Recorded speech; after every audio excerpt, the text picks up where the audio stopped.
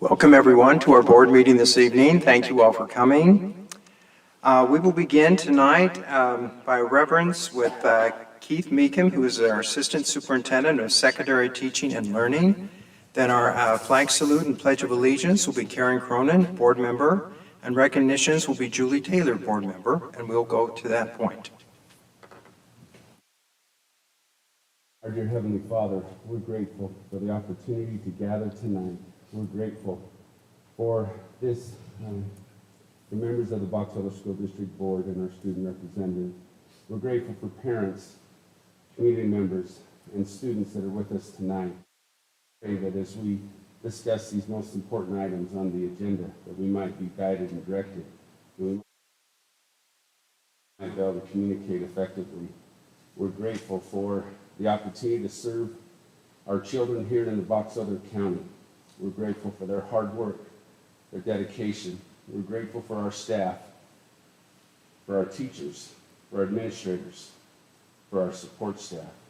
We're grateful for their hard work, for their dedication, and love of students and love of teaching and learning. We pray, Father, that we might be able to be guided tonight, that we might be able to understand one another and make the appropriate decisions that will bless our students' lives and help us be responsible in our decisions. And we say this in the name of Jesus Christ. Amen. Amen.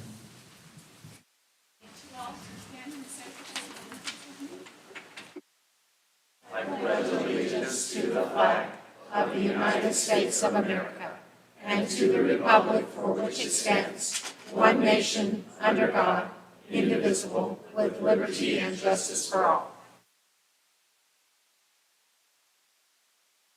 So we're going to invite Mrs. Schaub, is that okay, to come up. She's our first recognition, and she's going to show us what they have done, a presentation of this fabulous thing, and then I'll let you explain it all. Okay, awesome. Let's see. I should have a presentation of like a PowerPoint. Is that right? Hopefully.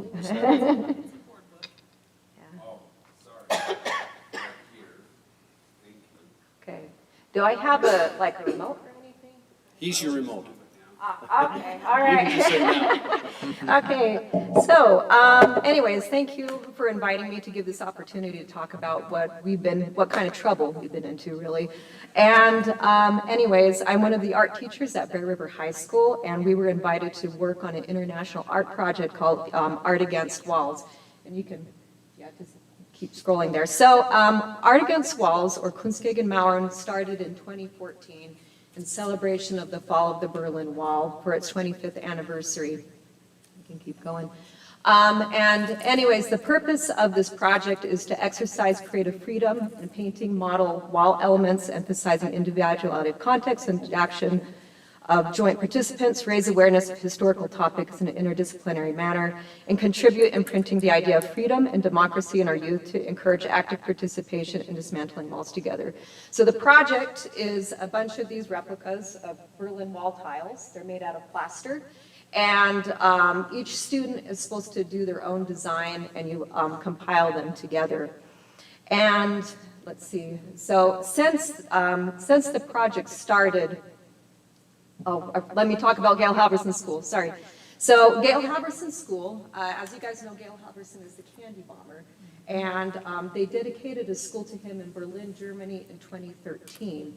And you can keep on going there, Keith. So anyways, just one more. So the reason why we were selected to be part of this project is because of Gail Halverson, who graduated here in 1939. And we got a call back in January, or sorry, an email asking us to be participants into this project. And as I was researching this with this project, this project has expanded to over 20 countries since it started back in 2014, and we are the second school in the United States to be able to participate in this project. The other school competing with us is one in New York for like the International School of Abroad, and so yeah. And the other thing that I think that is significant about us in this project is majority of the schools I was looking at are big cities in different kind of countries, and we're rural. We're, we're different, I would like to state. And some of the goals that we wanted to do as part of our walls is we really wanted to promote that peace and unity between not only the Gail Halverson School and us, but worldwide, and also who we are as a people. So some of the things that you can keep scrolling. So we had over 500 students participate in this project. I'm not sure exactly the amount because some students did one tile, we had some share them. And we asked them to talk about what kind of barriers can you break down. And when you talk about yourself is a really good way to break down that barrier when people get to know you. Or they could also focus on things like messages of peace or any other historical or things about us. The Art Foundation classes, we decided to focus on Box Elder County. And we put together a mural of different areas of Box Elder County. So we have the Bird Refuge, the high school. There was almost a big fight between students trying to decide between the football field and the snow shack. And it was pretty vicious. But just other elements like the fair, ranching, farming, and of course Golden Spike and other historical things about us. And it took Angela, my student teacher that was with me, Mrs. Pound and myself, we were running around taking pictures of landscapes around Box Elder and put them together into a mural, and each student got a section of the mural. And then on the other side, they talked about themselves. So anyways, our project was presented in 3 different locations. One was in the Gallery Walk in Cache County in Logan. We also had it presented at the Bear River Valley Museum in Tremonton, and then of course at Bear River High. And we have some pictures of just the numerous wall pieces all put together. Let's see, I'm going to talk about the Gail Halverson School. Oh, we did some video exchanges between student body groups and get to know you videos and about our schools. And there should be a video, if we can, that one. Can you play that one? Yeah. Oh, not that one more down. Let's see. Yeah, that one. Should be a video, hopefully. Oh, no. Okay. Should have a little arrow in the middle of the picture, shouldn't it? Yeah, it should. So.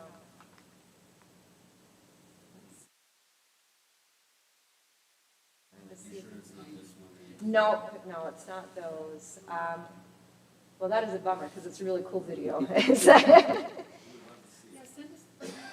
Yeah, so, yeah, I think that you guys send can it see to it us. either. So in this video over here, so we did our final presentation on Veterans Day. We thought it was most appropriate, and we invited Gail Halverson's children down to celebrate with us. And Matt Hyde, our other art teacher, took care of all of that. And anyways, in the video that we have, so we celebrated Veterans Day, November 10th. The Gail Halverson School celebrated theirs on November 9th, which celebrated the 34th anniversary of the fall of the Berlin Wall. And they took their tile pieces and they lined them up against the Brandenburg Gate and where the wall once stood. And they had their kids and they had a presentation. They sent us like a document some young boys wrote for us, just kind of about our unity and the peace that we want to make together. And they dismantled their wall, and the following day, during Veterans Day, we had our wall up and we dismantled it also. And anyways, also significant things, in June was the 75th anniversary of the Berlin airlift that Gail Halverson participated in. And there were also the people, oh my goodness, I'm forgetting the name, the Airlift Foundation in Germany are the people who funded this project for us to do. And so anyways, and that's about it of what we've been doing. And we're just hoping that, this unity between the Gail Halverson School and between us will continue and we'll, hopefully do more things together. So thank you. Thank you.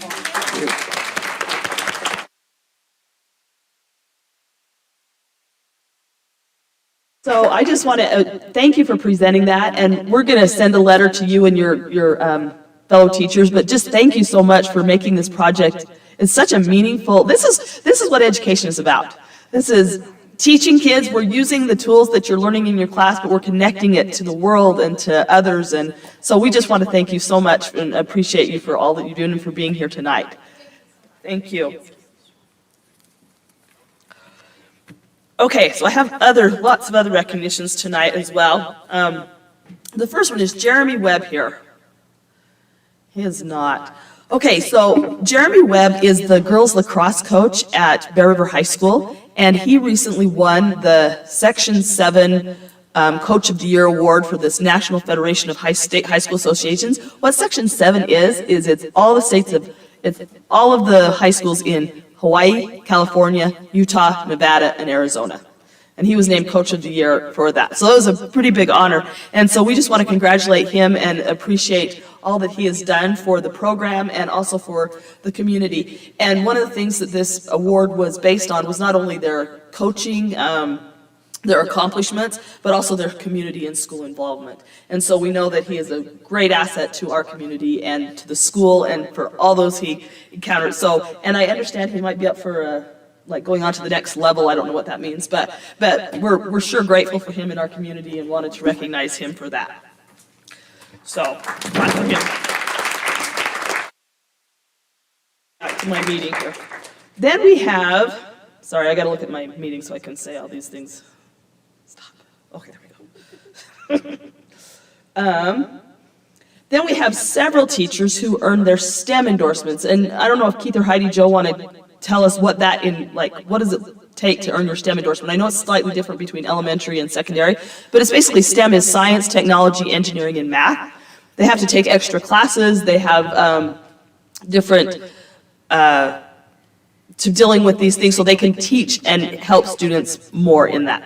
So, do you have anything to add on that? Allison Williams oversaw Okay. and helped support that. I just know that they have a variety of coursework and collaborative projects that they work together. And really, it's a K-12 initiative of being able to, teach it at elementary levels, also as, as we're going up all the way through. So it's kind of new that we have this many, and we're grateful that our teachers are able to jump in and want to continue to learn and grow. And it's so fast because this is extra time teachers put in. This is not like, oh, I'm doing this, and they're taking what they learn in these classes and they're applying them as they're learning them, and they're learning with the students and teaching and we know the technology-rich world we live in. Like everything is dealing with lots of these things. So to have teachers who are engaged and students who are engaged and learning how to work with these things. So I'm gonna send a letter to all of our teachers, but I want to read. We're grateful, we congratulate you and thank you for your efforts in earning your STEM endorsement. We are grateful for your dedication. In this technology-rich world, it's important for students to be able to understand, integrate, collaborate, and explore in the areas of science, technology, engineering, and mathematics. Your knowledge and understanding of these topics and how to teach them will support many students and your colleagues as we continue to ensure high levels of learning for all of our students here at Box Elder School District. Thank you for the extra time and energy you put in to achieve this endorsement. We are grateful to have a teacher of your caliber in our district. We hope you know of our support and appreciation.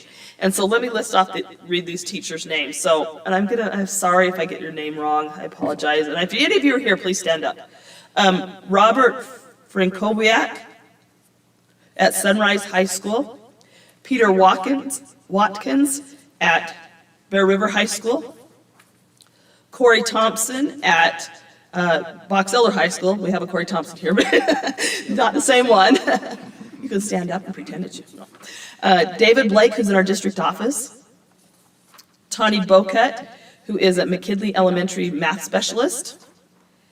Andrew Kobabe, is that how you say it? Is at Bear River High School. He's a math teacher. Marissa Story is a math and sped teacher at Box Elder Middle School. Jessica Nye is a science teacher at Bear River High School. Shaylin Black is a science teacher at Bear River Middle School. Marcus Leonard is a math teacher at Bear River Middle School. And, I know there's some Chinese speakers in here, so you're going to Zihang Liu. Zhang Liu? I don't speak Chinese, but close enough. And he is an ed tech at ACYI. So we want to congratulate them and appreciate all of their work for that. And then one final one we have is Ben Dean, who represents and is for Harrison Hart Sheet Metal Contractors. This was sent in by one of our principals, Jeff Morris at Lakeview Elementary, a recognition. They gave a generous donation to help families in our community with Christmas. So this is what he wrote. Harrison Hart, Inc. donated $5,002 to help us give Merry Christmas to 27 families. 15 families with 48 Box Elder students will be able to get Christmas presents, and another 12 families will receive food assistance during the holiday break. We are so grateful for them and what they have done to help our families. So we join Mr. Morris and those families in expressing our gratitude for demonstrating that service and community involvement for helping our students. So,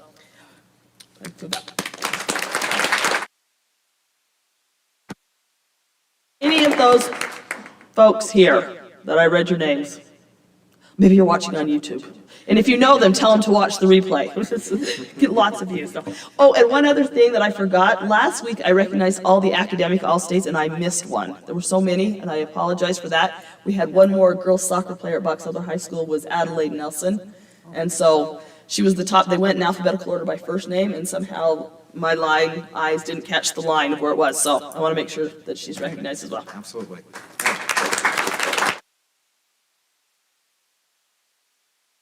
Oh, I have two more, sorry. Okay, go for it.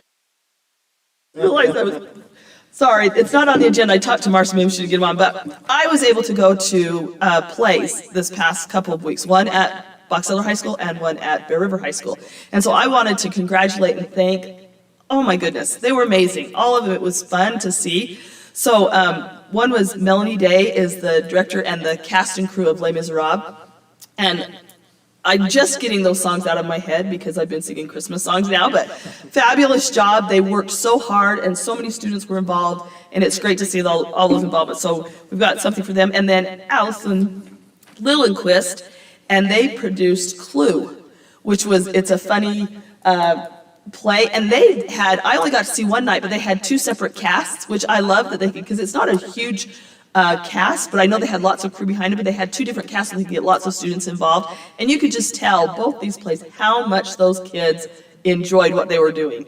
And I'm so grateful for teachers and parents and people that are willing to support to give these opportunities to our kids so that they can, you know, learn and excel and develop confidence and develop their talents. So, sorry, Wade. There you go. It's okay.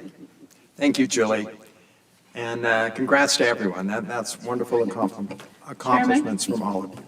Yes. I'd just like to, I'm sure we'll get a letter, but I wanted to thank, previous to this meeting, we were able to meet with some of our legislators, Senator Sandel and Representative Tom Peterson. I know Tom, I know your kid's name's name block. Anyway, that was a very meaningful, and so I just wanted to make note that we appreciated that. Yeah, absolutely. And Thank with that, you. I would make a motion that we approve our agenda. Okay, we need to, we're going to adjust the agenda just a little bit. So before we make that motion, Karen, we're going to switch things around just a little bit. We're going to have our public comment, and then we're going to go to an information item, E1, our audit report, because our auditors are here. But then we realize that there's a lot of individuals here for the DLI Chinese program, so we're going to go down to our action item F2 and do that item first, then go back up to our information items. Okay? So we just need a motion to reflect that. I will amend the motion to go in that order. Okay? I'll second. Okay, Karen Cronin has made the motion, and Brian Smith has done the second. All in favor say aye. Aye. Any opposed? Okay, our agenda is approved. So now we go on to our public comment. We had a number of individuals sign up for public comment tonight. These are just, it's our policy 1110, and so these are the rules and guidelines that we go by for public comment. We ask that when you give public comment that you state your name before making your comments. We ask that individual comments be limited to 3 minutes.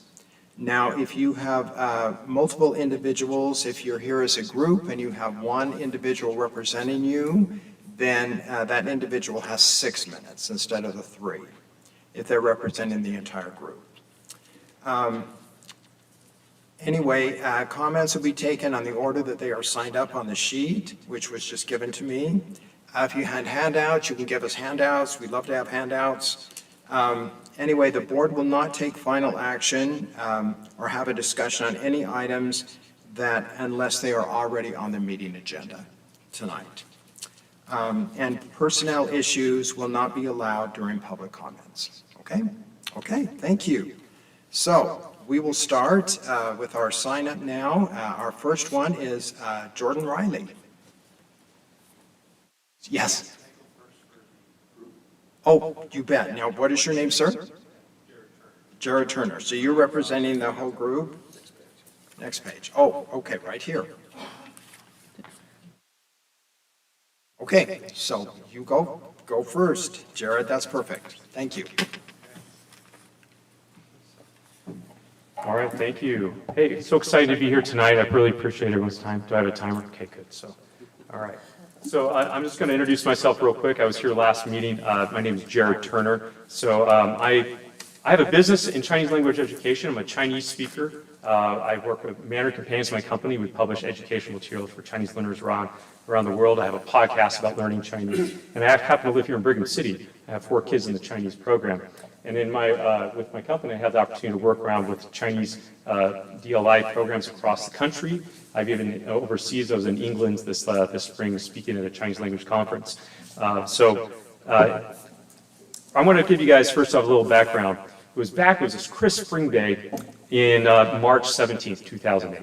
And there was still snow covering the Wasatch Front Mountains. At that time, at that exact day, Governor Huntsman was sitting in his office at Capitol Hill signed into Senate Bill 41. This bill was important because it was the bill that established the Chinese dual language immersion program here in Utah. It was a realization of a vision of the then Senator Howard Stephenson, who championed this bill. And after a trip abroad, he recognized the importance of language education for kids. And he wanted to give that gift to his kid, not just his kids, but to all the kids here in Utah. And I don't think that Senator Stephenson or Governor Huntsman at the time realized that the impact and what it would grow to be. In 2011, Paulette Roberts, who many of you may know, she was then the principal at Foothill Elementary here in Brigham City. She had heard about the Chinese DLI program from some interested parents. She went and visited a school that was offering that program. And then she decided that we needed the program here. After bringing in a set of colleagues to go observe one of these classes in Salt Lake City, their opposition melted away as they realized what it could do for our town and for our children. And today, you may not be realizing this, but Utah stands as a leader of dual language immersion in the United States and around the world. As I go to conferences and I tell people I live in Utah, everyone's like, oh, wow, yeah, you guys have it all figured out over there, don't you? Not exactly, right?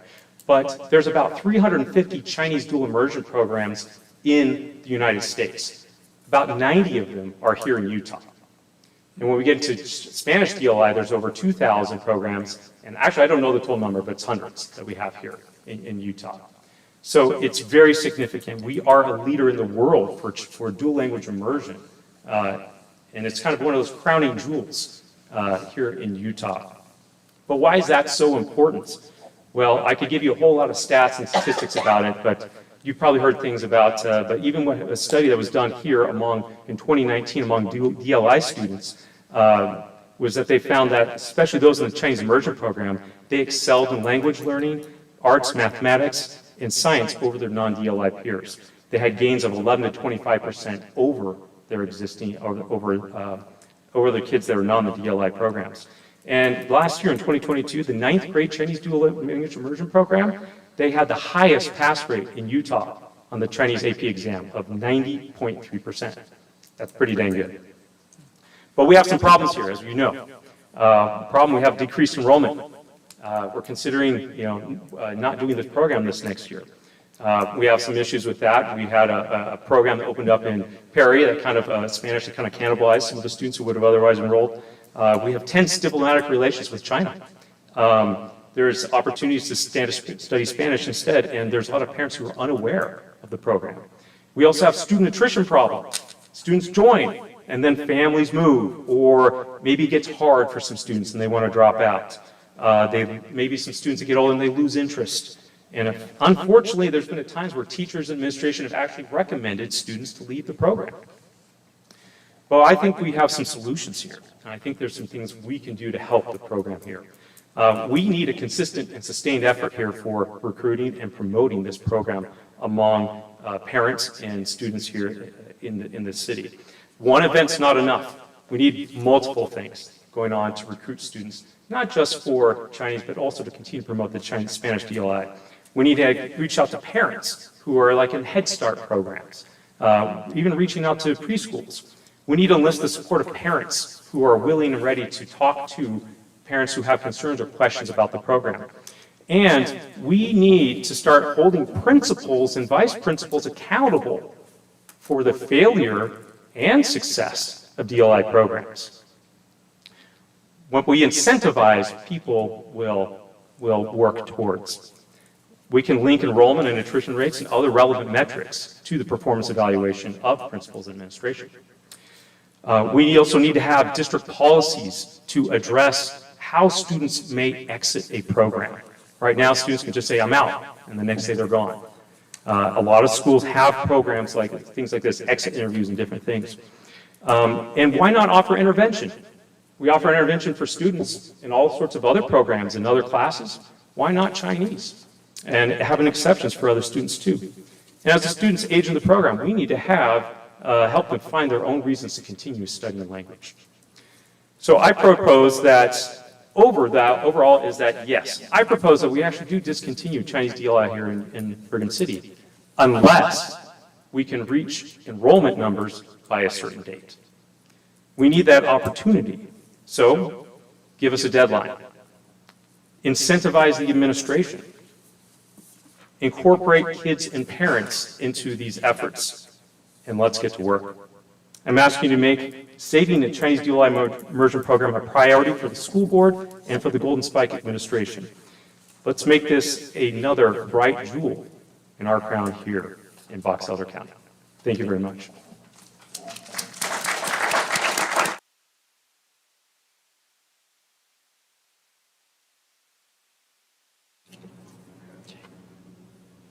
Thank you, Jared. Appreciate that.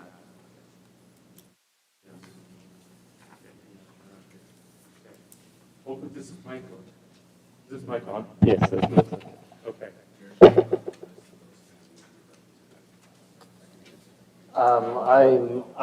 I'm also a parent, former school teacher, and actually Can you state your name, sir, please? Yes, Jordan Riley. Okay, Jordan. Thank you for your time. Thank you, Jordan. And a former teacher of the dual language immersion program, and personally, my experience is that no disrespect to it, but my kids are enrolled in dual language, and if not, we would probably look for alternatives as a good solution for my family. I also have Howard Stevenson on the Zoom phone call to address the board as well. Can you hear me? Yes. I can't hear you. Can you hear me? Yes. Yes. Yes. Okay. Thank you so much for allowing me to speak tonight. I was the senator who sponsored the legislation in 2008, and I appreciate Box Elder District's strong support of the program over the years in the schools where you have dual language immersion. What I have found over the years as I speak around the nation on the Utah model is that monolingualism is the illiteracy of the 21st century, and it's a national security risk. The benefits of dual language immersion to the Utah economy cannot be overstated. It seriously has an effect on employers who want to locate here, because we have even more employees who are fluent in languages than we had in the past. It also benefits the dual language immersion graduates. Their security in their lives is significantly increased, according to research, over kids who do not graduate with dual language immersion. Also, we found that the prefrontal cortex of students in dual language immersion matures more rapidly. They're better self-regulated, and they do better academically in all subjects. We are in a national security risk right now because America is a monolingual nation. The State Department, according to congressional testimony, has only 24% of the linguists they need for national security.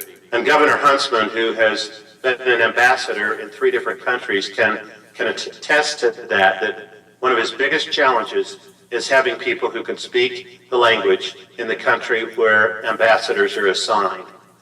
The congressional testimony shows that the military has only 14% of the linguists they need. And Homeland Security and the National Security Administration and the CIA refused to tell their shortages for fear that America's enemies would know how underserved we are. If we had only 14% of the nation's aircraft or battleships, we would consider it a crisis. I appreciate what Brigham City and Box Elder School District have been doing to help with solving this problem. And I hope you'll give the supporters more time to come up with the enrollees who will fill 60 slots for next year's first grade class. Thank you so much. Thank you.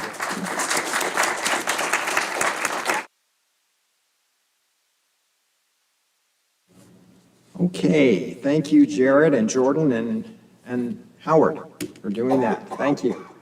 Are there any other individuals? Everyone I have on here is for the Chinese DLI. Is there any other subjects to talk about tonight? Okay. Okay, thank you all. We appreciate your input. We are now going to go to the information item, audit report, and that's going to be Dave Roberts, our business administrator, is going to take charge of that, and then we'll go to our F2, our action item for dual immersion.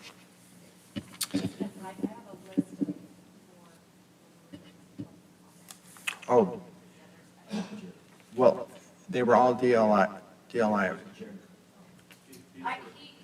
for a different list that he submitted, but we had Dallin Davidson and several others that were going to comment separately. Oh, So his list is right here. Oh, okay, I did not get that list, so that's okay. This is the list that Jared, no, this is the list that Jared represented. These are the people that want to speak right now. These right here. Right here. These guys want to speak. That's a different list. That's who Jared spoke for. Oh, okay, I see, okay. So Yep. we want all of these to speak. Yeah. Okay, I've got it now, okay. So, Dallin Davidson? Dallin is here, okay. I'm Dallin Davidson. Okay. I do like the school board, but this is for a concert that I have in like 10 minutes. Sorry about that one. But I don't know, I'm the student body president of Box Elder High School. I just got a couple comments about some cool statistics that I like because I'm a nerd and I like numbers. So the Chinese program is hard. That's pretty much evident to everybody. But the results speak for themselves. I gathered a pretty detailed data set from the senior class of Chinese students, so my grade of students. And there are a few statistically measurable correlations that are pretty startling.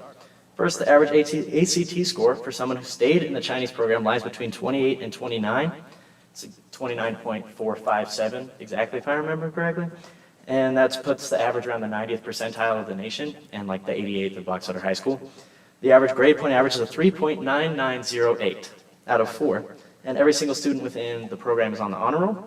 Even more impressive, the Chinese program students make up only 4% of the senior class, but account for 7/13 or 53.8%, or over half of the Sterling Scholars nominated by the high school this year. No matter what academic area you choose to view, whether test scores, AP enrollment, or the kids who have remained within the Chinese program outperform the school average. And viewing things from a purely academic lens does a disservice to the actual benefit of the Chinese program. If you look at the extracurricular participation within the program, it's also pretty darn impressive. There are 7 members of the student government that participate in the Chinese program, including the student body president, student body secretary, and junior class president. There are varsity members of the boys and girls basketball team, boys and girls lacrosse team, wrestling team, football team, boys and girls tennis team, track and field team, mountain biking team, swim team, volleyball team, and cross country team. I think that was 13. They're members of FFA, FBLA, HOSA, Madrigals, and Productions Company, as well as the student that is on track to be valedictorian for our senior class. And even the student ambassador, who's right there, Alyssa. She was a member of the Chinese program up until 9th grade? 7th, okay. Well, she participated. And then, so statistics-wise, if any of you are nerds as well, the sample size is only 23 students. So in isolation, any of these statistics could be a fluke. It's not the biggest statistical pool. But in combination, they paint a pretty striking picture, and the only common variable among all of them of these exceptional students is their participation in the Chinese program. This program, through its rigorous requirements and high expectations, has fostered an environment that creates students that are ready to excel when they reach their higher opportunities. So just in my personal experience and from what the numbers I've come up with have shown is, I don't know, I think there's a lot of fear within parents that giving their kid a language is going to make them struggle in other things because they're putting their focus outside of like a core subject. But according to pretty much any measurable data, even like he said, we're 10 or 11% higher. Being in the Chinese program helps you be better at everything across the board. It just makes you a better student. So I think encouraging that towards parents will make things a lot better receptive. And that's all I got to say. Okay.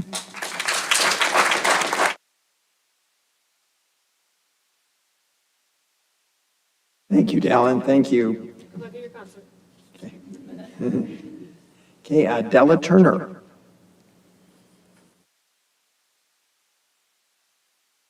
So, in 2017, my mom asked me, Ella, do you want to be in the Chinese dual immersion program? And I said to her, I don't know. Do I have to? But then I decided to do it. And it's been a really good experience for me. Me and my friends all love it, and we would be heartbroken if you guys took it away. And now all of my best friends are still doing it with me, and we help each other, and it's a very good environment for us. And since we've been together since first grade, we've all kind of like felt like siblings, and like we all know each other so well. And when I started, there were about 50 kids, but now there's only about 40 of us, and I kind of think to myself that, well, it's sad that they decided not to do it anymore, but it was their choice, and it's very helpful to me. It really, I don't know where I would be without it, and all my family speaks Chinese, and so it's our own little language. And some of my friends, their parents will ask them a question, and then they'll just reply in Chinese accidentally. And then their like mom or dad will start talking gibberish, and it's really funny. And that's just my experience. Thank you.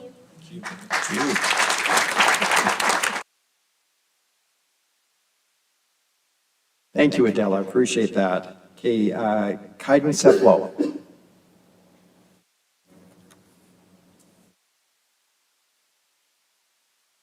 Okay, so I was supposed to prepare something. I knew this was happening for a long time, but I didn't. So I'm just gonna kind of talk about my experience with Chinese. For my background, I am a senior at Box Elder High School. I've been with Dallin in the Chinese program for 12 years now, I guess. And also, I'm the Sterling Scholar for World Languages, so that's got to count for something, right? So, let's see. As far as Chinese goes, I think I gotta agree with what, I'm sorry, I forgot your name, but what she said about like the whole feeling of like getting like siblings kind of thing. I can say like every close friend I've got is in the Chinese program, and I think I would have probably made friends if it wasn't for the Chinese program, but Chinese has been like one of those things where you just bond through challenges kind of thing. Everyone has a hard time, and so you kind of learn to overcome together. And I'm glad I've stayed with it because Chinese has actually been a huge blessing in my life.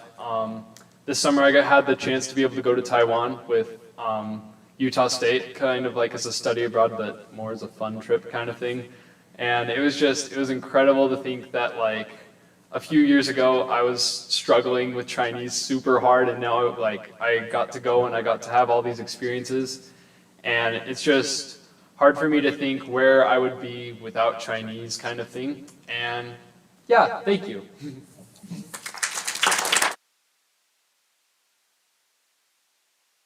Thank you, Kaiden.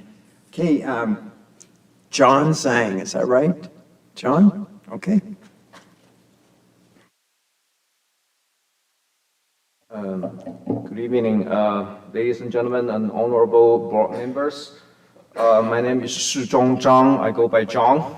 My last name in Chinese means you are drawing a bow, trying to shoot the arrow. So you can call me Longbow Zhang.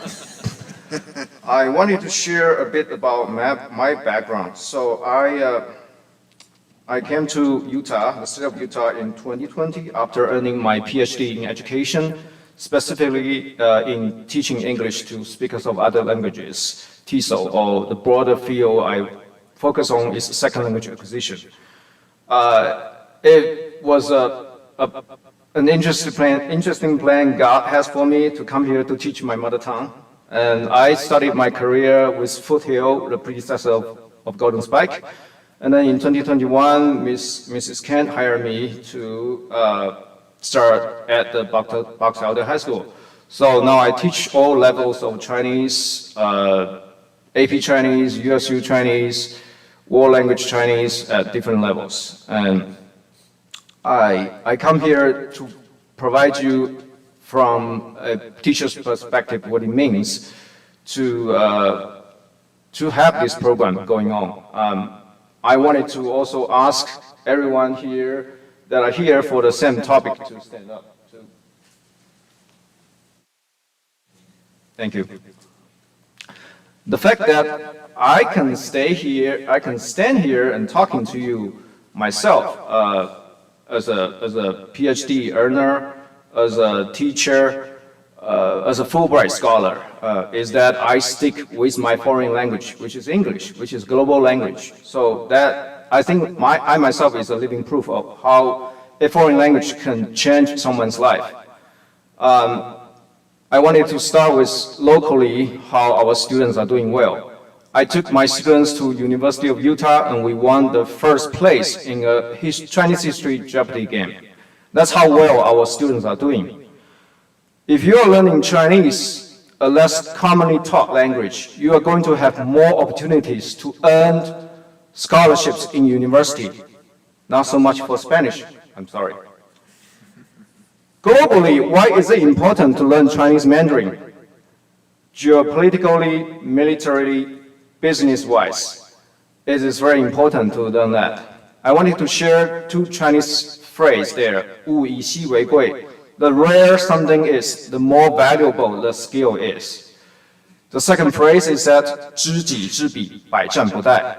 When you know yourself and other side, you are always going to win the war. So I urge the board reconsider your decision. Thank you.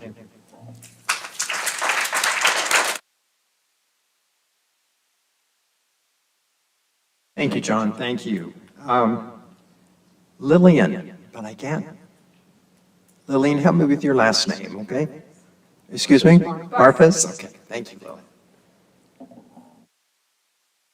Hi, I'm Lillian. I think that Chinese is super cool. I think, kind of going along with what these two said, that you get a lot of friends, and they're kind of like older siblings and younger siblings, because you're really close with them. And I think that when you have these like relationships, you can kind of go through everything together, no matter if it's easy or hard. I think that my life has definitely changed a lot because of Chinese. I got to, sorry, my best friend because of it.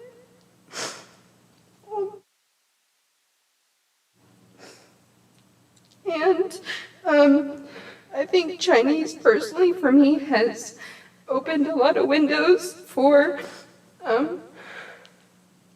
education and experiences in culture and language. Sometimes Chinese can be hard, but in the end, I think it's really worth it.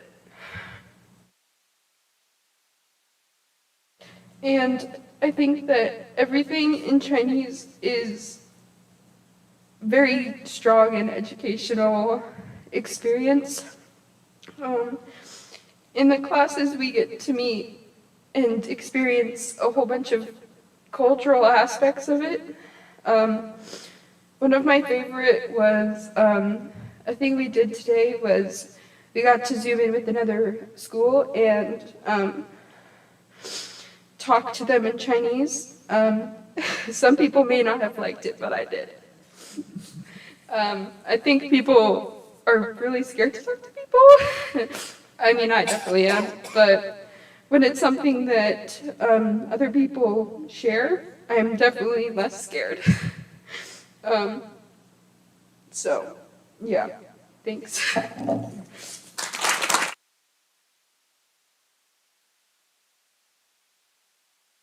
Thank you, Lillian. Appreciate that. Riker Cook.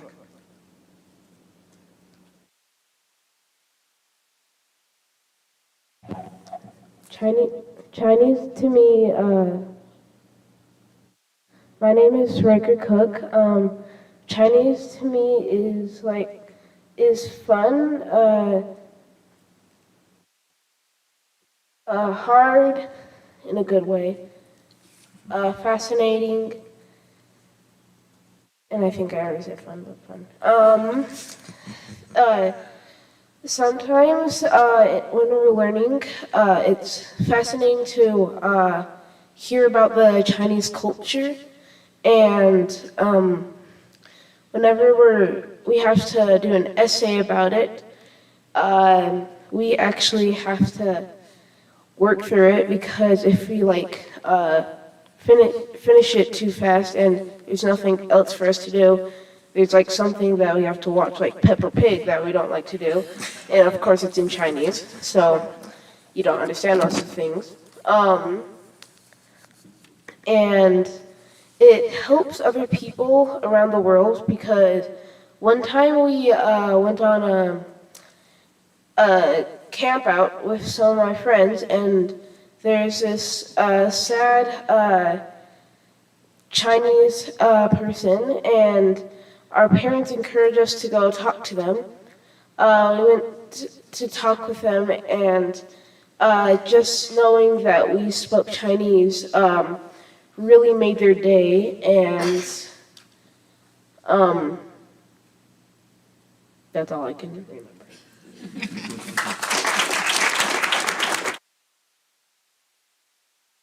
Thank you, Riker. Thank you. Okay, Daniel Cook.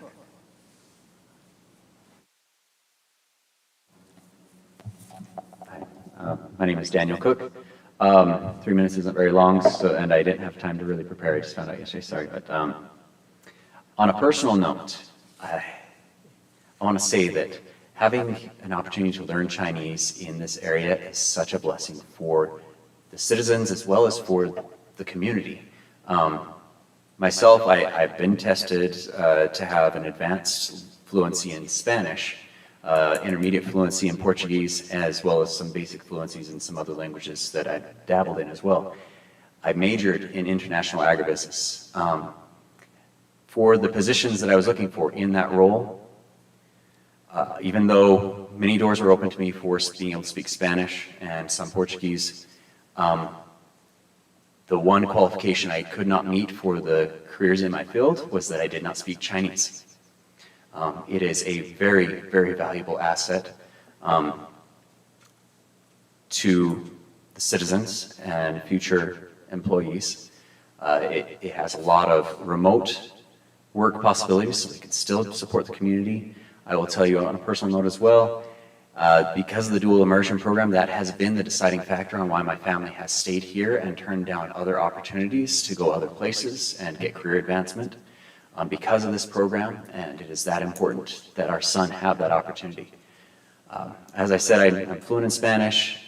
My wife's parents, my wife's grandparents both immigrated from Denmark, so Rikers had opportunities to learn other languages. None of those interested him. But as soon as he found out about Chinese, that is the reason that he enjoys going to school. It is what excites him about learning. It is what engages him in the process. He chose, when he found out why we were coming in a little early, he was supposed to go to his martial arts class. He wanted to come here and speak for the Chinese program instead of going to his martial arts. It is that important to him and it's that meaningful to him. Also, I'm very grateful for all the opportunities we have, but also as a professional data analyst, I hope that I'm only getting part of the story. I'm sure I'm getting a skewed portion, but the concerns about the dipping attendance and enrollment during the years that were COVID, one of the basic rules of data analytics is anything that is not representative of the data set should be excluded. That is not representative of a lack of decreased interest in Chinese. That is representative of the impact on a global pandemic and the lack of ability to go in person to school on special programs, especially some that you cannot re-enroll in. Once you drop out, you can't get in. So that needs to be considered as well. So I do have some concerns on that, but mainly just want to emphasize how much of a blessing it is to have this program, and I hope it continues. Thank you.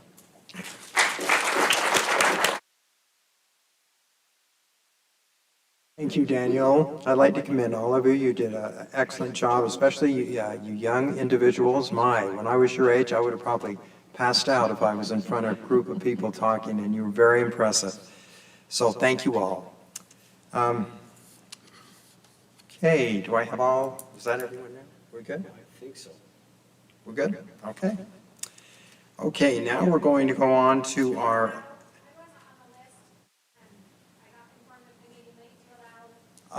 come on up. Just give me your first and last name. You two? Okay. That's okay. Okay. 3, 4. Okay. We'll do 4 more.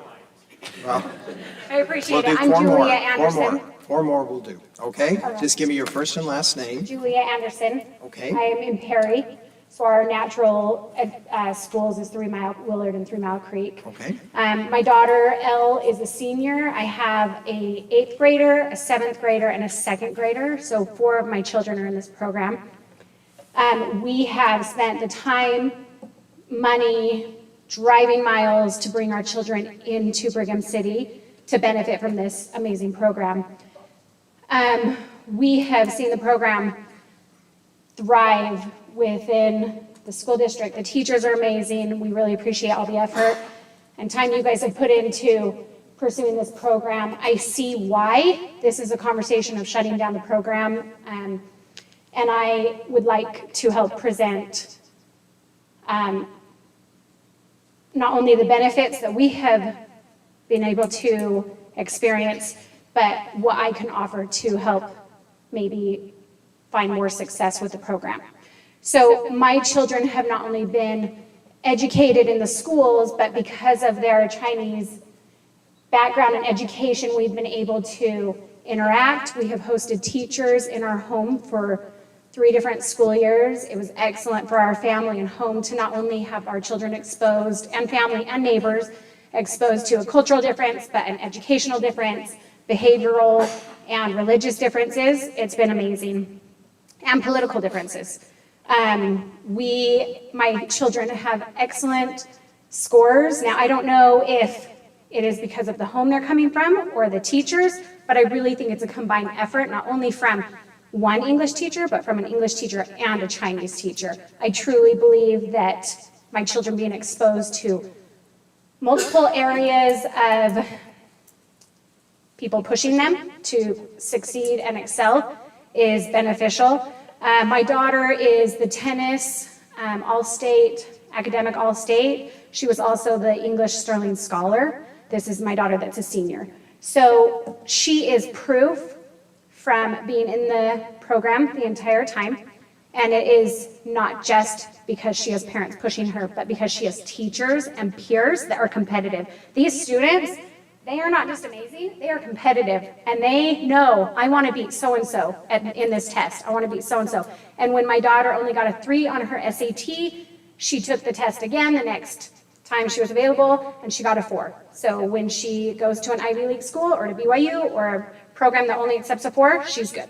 I have 17 seconds. I want to offer that if there was a Chinese PTO, that I'm happy to head it up as president, or if you want to vote someone in, I'm happy to commit to 3 years. I want to see the program succeed. If anyone's open to more conversation and seeing how us as parents can be more involved, please get my phone number. Thank you for your time. Ma'am? Yeah. Would you mind taking that? Absolutely. Would you just take that and then maybe share it with a couple of others? Oh, you have it. Okay, thank you. Thank you, Julia. Thank you. Just make sure you get, there's 4 of you, so if you just make sure you get your first and last name and address and everything on that list, okay? You're good. Okay. 3 minutes isn't a lot, so I'm Okay. already. Hi, my name is Taylor Venable. I am of the group of parents that moved here in 2020 at the height of the pandemic when school wasn't in person, and we actually didn't know about the Chinese program when we moved here. My son was in 1st grade, and he was actually pulled by the principal, and we were asked to participate in the Chinese program because his scores. Zhang Laoshi was our first Chinese teacher, and the impact that he's had on our family is, I can't even describe it. I have another child who is 2nd year in the Chinese program, and she has struggled in school. She has ADHD. We didn't know that she was basically blind until 1st grade, and she has struggled immensely. I was very nervous to keep her in the Chinese program because I worried about it taking time from those core subjects that she needs to learn. And I can tell you, with her being in her 2nd year of it, she has flourished. And it is not because of the time spent necessarily just in her English classes, but it's the impact that learning Chinese has had on her education. So I've seen it from both sides. I've seen it from my son, who excels easily at school, and my daughter, who has struggled, and who, despite her struggles, despite the disadvantage that she's had with her eyesight, begs to stay in this program. She begs to stay. I feel like I think not just of my kids who have been in the program for 3-4 years, but the children who have been in the program for the years preceding the pandemic, and how this will impact them as well. They will miss out on career advancements and scholarships and things if they are not able to complete their Chinese program. I've just seen personally the absolute resolve of these parents in the DLI program. I have never seen parents who are more involved in the school, more involved in their children's lives, and more, I'm telling you, if you give it a chance, you will have a strong, strong set of parents behind this program. I understand that the issues of bringing kids in and keeping them is difficult, but there is no better group of parents to tackle that problem, because we are all determined to see this program and to see the value that it has given all of our lives. I never thought that I would have a kid in Chinese in Brigham City, of all places, but it's been, like everyone has said, I mean, it can't be said enough how much this has helped our kids academically, socially, in every way, it has made my kids better than when we came to Brigham City. And it's because of the standards and because of how hard it is to do this program. It is hard. My kids spend a chunk of time doing Mandarin homework that I can't help them with. Their English or their science and their math is in Chinese. I'm useless with them. But they persevere through it and they do it and they help each other as a community. And I just think there's a lot of value, and the problems that we have to tackle this, I think are really solvable, and we can do it. So, thank you. Okay, thank you.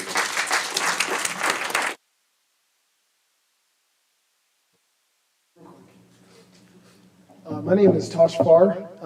I actually live up in Honeyville. My kids actually go to the DLI program with Chinese as well.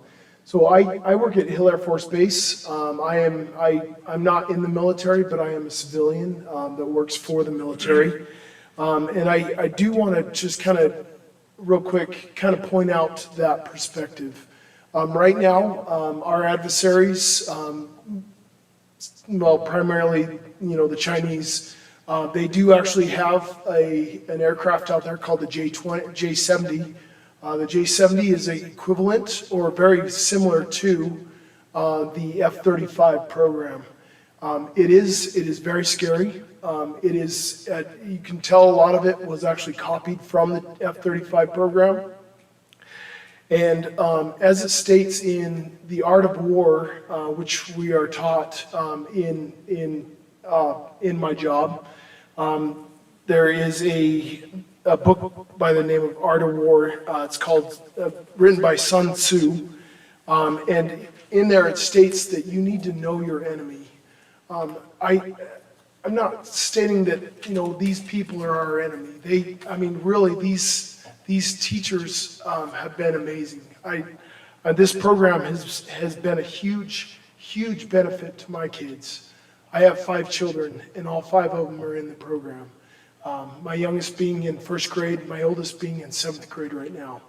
I almost would like to invite each of you to my house at one point in time. In the summers, it's fun to keep our kids' Chinese going. I speak Russian, and my wife's learning Russian right now. And we actually use Google Translate. My wife enforces a speaking hour where my kids will actually speak purely Chinese, and we speak purely Russian back, and we all do it through Google Translate. And it's a hoot. It's a lot of fun. So anyway, it's a very important program. We actually specifically moved. It was a huge investment for us to move up from Weber County up to Box Elder County. And again, we live in Honeyville, so we have to travel down every single day, back and forth, and it's worth it. It's worth every dime that we have to spend in gas. I would do it in a heartbeat, and I'd do it again. So, thank you. Hey, thank you.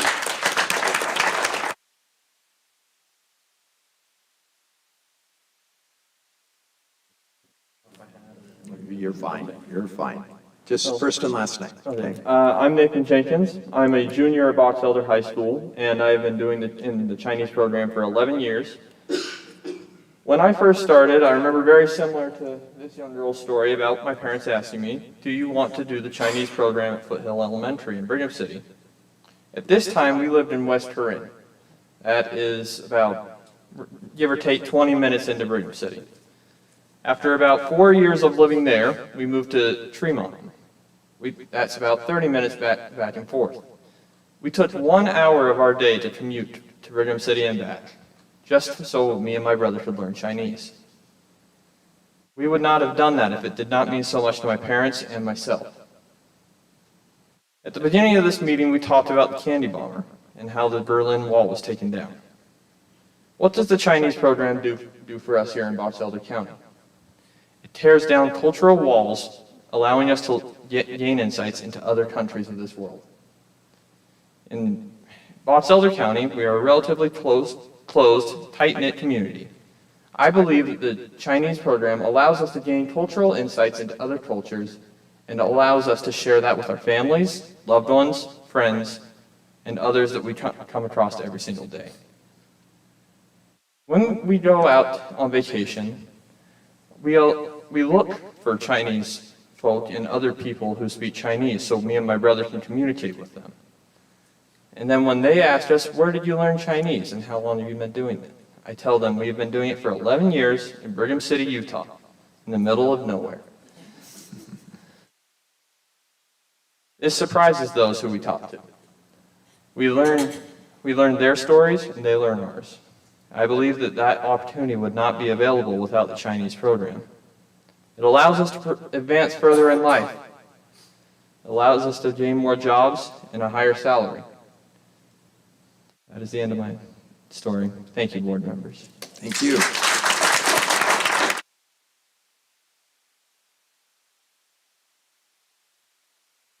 My name is Darren Bauer. My son Trey is a junior at Box Elder High School. He's been in the Mandarin program since he was in first grade. He is the junior class president, and he knows Kaidencephalo and Dallin Davidson very well. I think we would see, if we had a cross-section or if we could get all the kids that are still in the program in their junior or senior year, that they're probably in the top 10% of their class. They probably excel in all their subjects. Many of them excel athletically. And I think what occurred to me as I was thinking about what I might say is I've had other kids go through the Box Elder system. Trey is our last one. I wish they'd had similar opportunities, particularly regarding the Mandarin program. They didn't have that when they started out.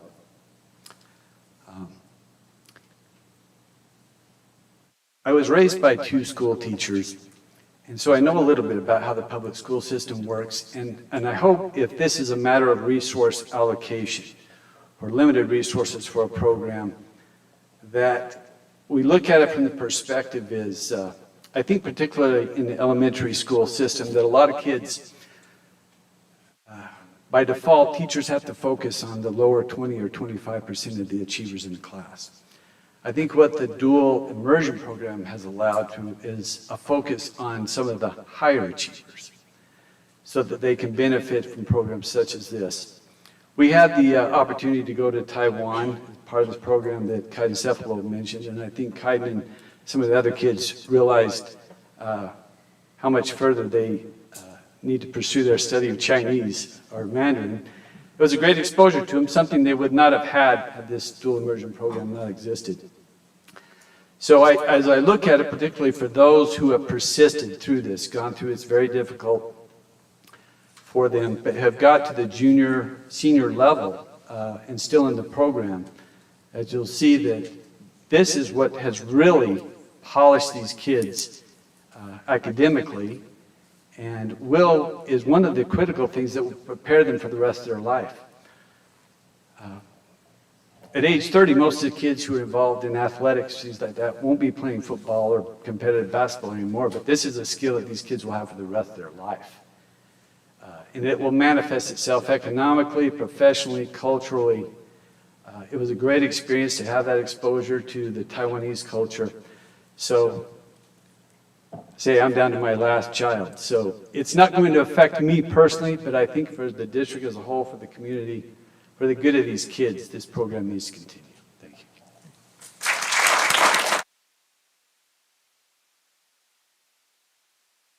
you. Thank you all for your comments. We appreciate that. Okay, very last person. You can come up. Last person. There will be no more. You're the last one. Please give me your first and last name. My name is Elle Anderson. Okay. So I'm a senior at the high school right now. I'm in the concurrent enrollment classes. I just have really three things to say. The program has benefited me academically and emotionally, just having strength to go on through difficult situations because of the skills I've learned in Chinese. Number two, I understand that budgets are a big reason why you guys are discussing this. I don't know how this is supposed to work, but I think a way we could possibly make this more efficient budget-wise is if you could possibly find teachers who can teach Chinese and teach the regular English courses. So you could hire one Chinese teacher for the elementary kids, and they could just have that teacher for their class for the rest of the trimester, and half of their day would be in Chinese, half would be in English. But you wouldn't have to hire a teacher that's only teaching, and you could have one class. And I think that would maybe be a possibility to be more efficient cost-wise. It's just an idea. I know I'm a high schooler, but I thought maybe you guys are taking anything you can get. And number two, we can't fully say how much the Chinese program has benefited us because we're seniors. We're the first program, and we haven't graduated yet.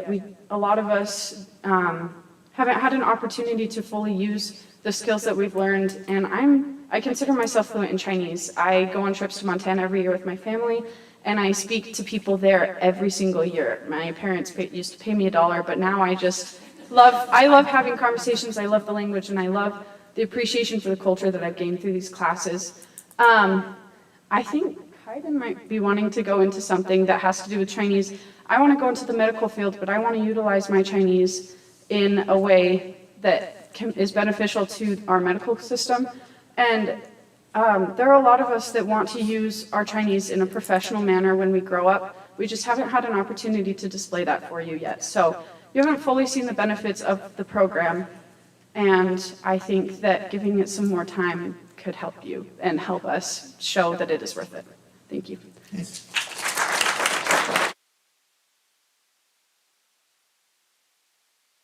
Thank you so much. We appreciate all of your comments.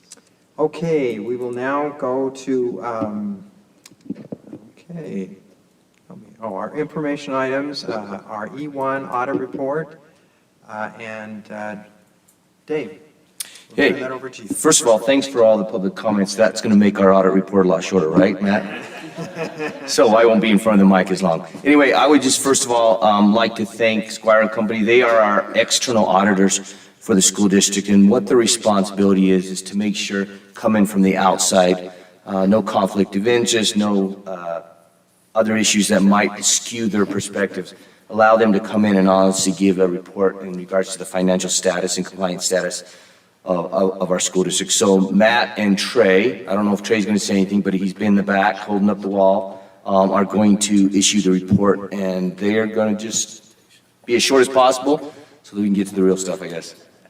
Absolutely, and thank you for having me. It is important to note that we did previously meet with the audit committee and go over this in a little bit more detail.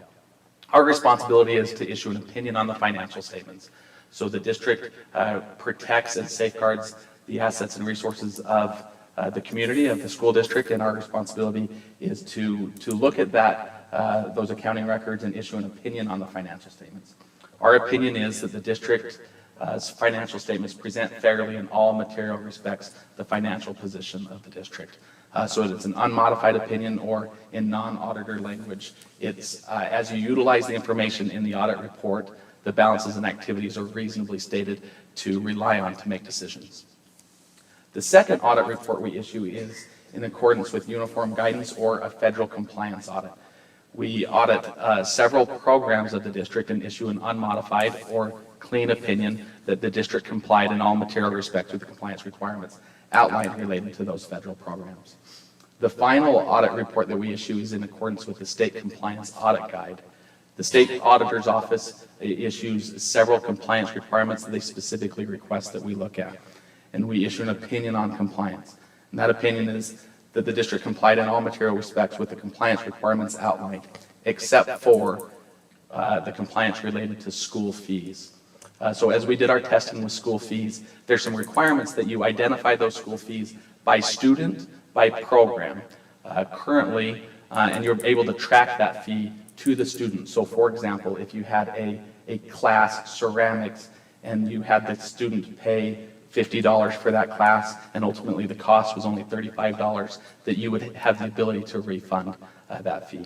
The district has not identified those costs by student, by class, or by associated fee. And so that's an assignment for the district to do.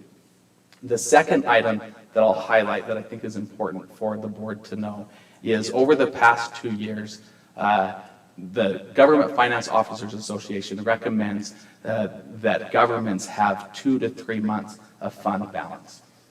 Currently, the district has 1.5 months of fund balance. Now, that was strategic that the district chose to use some of that fund balance for facilities over the past couple of years. We've reduced fund balance by about 25% or $4 million. But it is important for the district to be aware that that can't continue.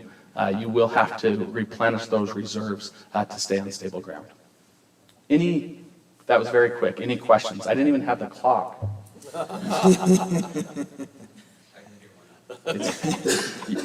Thank you. We appreciate the district, the association that we have, and the safeguarding of assets that you do. Does the board have any questions for Matt? I was just going to ask, are those the books? Can we get one of those? No, it's in your board packet. So we did not bind any, but based on request of Dave, we're happy to bind any that you want. So if people want some, Dave, if you'll just let us know, we'll bind them and mail them to the district. Okay. Give me a number, Dave, and we'll get them mailed to the district. Okay. Thank you. Okay. Thank you, Matt. Thank you, Trey. Thank you both. Appreciate it. Look at that promptness. Okay, all right. I gave her mine, Dave, so if you need any more, let me know. Which I gave you. Which you did.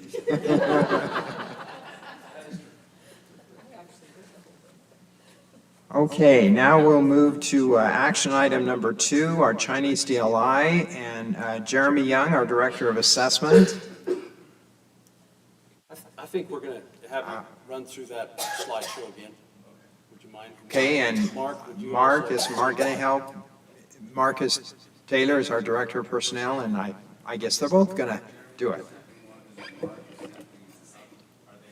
Yeah. The same one. Yeah, now, we saw this just last month, Right.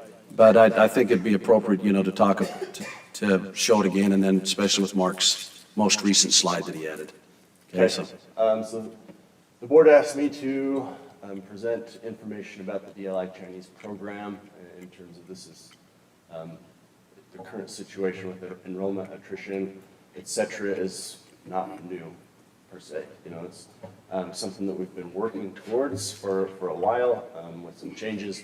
And so this is the information that I presented to the board. I think there's a little bit of updates since the last month's presentation. This is our current enrollment in the DLI Chinese program. Well, this was as of 11/1. This was a picture of a table, and so I couldn't update it for today. I looked at it. We're actually down 5 of those students since 11/1. In first grade? No, Or overall? Overall, Okay. well, through 9th grade.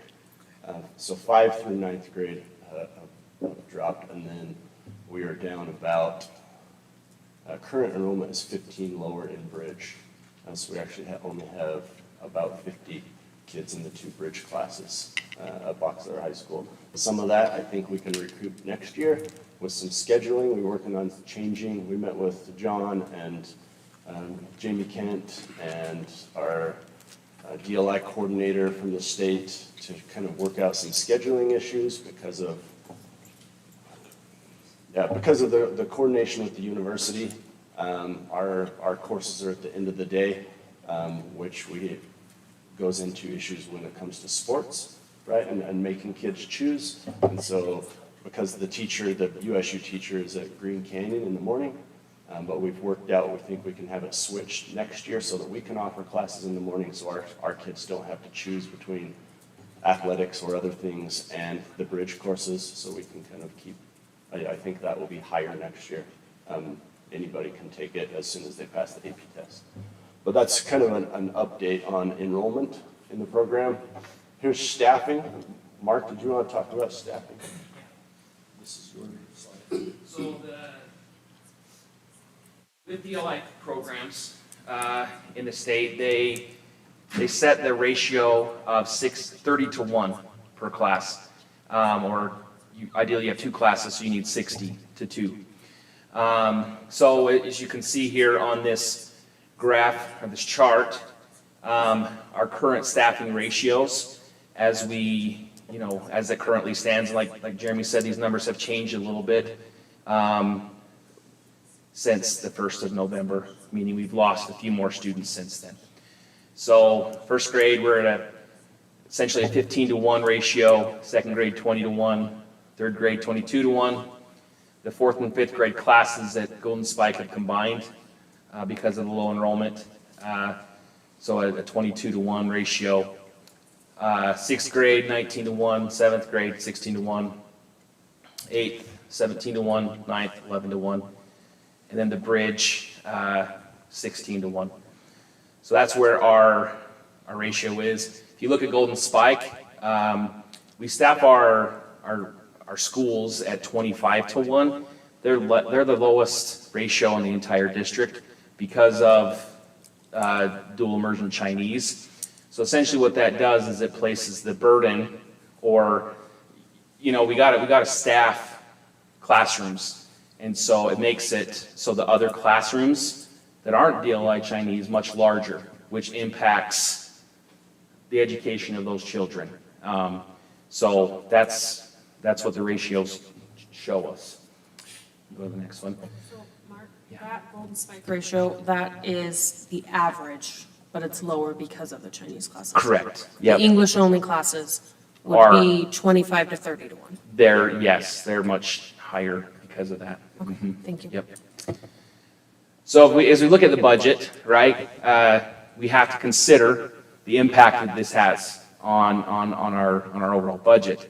So as we look at DLI Chinese, when we presented this, board member Karen Cronin asked about how this compared to DLI Spanish, and so we presented the numbers here so you can see that. If we look at our 9 DLI Chinese teachers, you can see their combined salary. If you average that out, you have the $89,406. So currently, the overall ratio of Chinese dual immersion is 16 to 1, which gives you about $5,587.86 per student that is being spent for those children, to provide teachers, okay? We have 30 DLI Spanish teachers with a salary of $2,127,286, which averages out to $70,902.83, which currently our DLI Spanish is 26 to 1 student to teacher ratio, which gives you the $2,727.03 that's being spent per student to provide a teacher. As a point of reference, as we look at the average of the Box Elder School District teachers, the average is 10 years into their career. So it puts them on step 10 of the salary schedule on lane 2, which means they've done additional schooling and have increased a lane on the pay scale, which equals $68,399 on average, right? So we staff classes at 25 to 1. And that number goes up as you get into the upper grades, right? It goes up to 26, 27, 28 to 1. But on average, it's 25 to 1. So that gives you the $2,735.96 per student that we're spending for a teacher for them. Okay. Any questions about any of that? Okay. Can you take it for a minute? This is the enrollment numbers over time since the Chinese DLI program began in our district in 2013. So you can, essentially each bar is a year of taken when we started the school year, how many students started in that. And you can kind of look at, you see the COVID, which was talked about before. You see kind of before and after impacts. Essentially, this is the interest that we've received coming in. for first grade starting the program.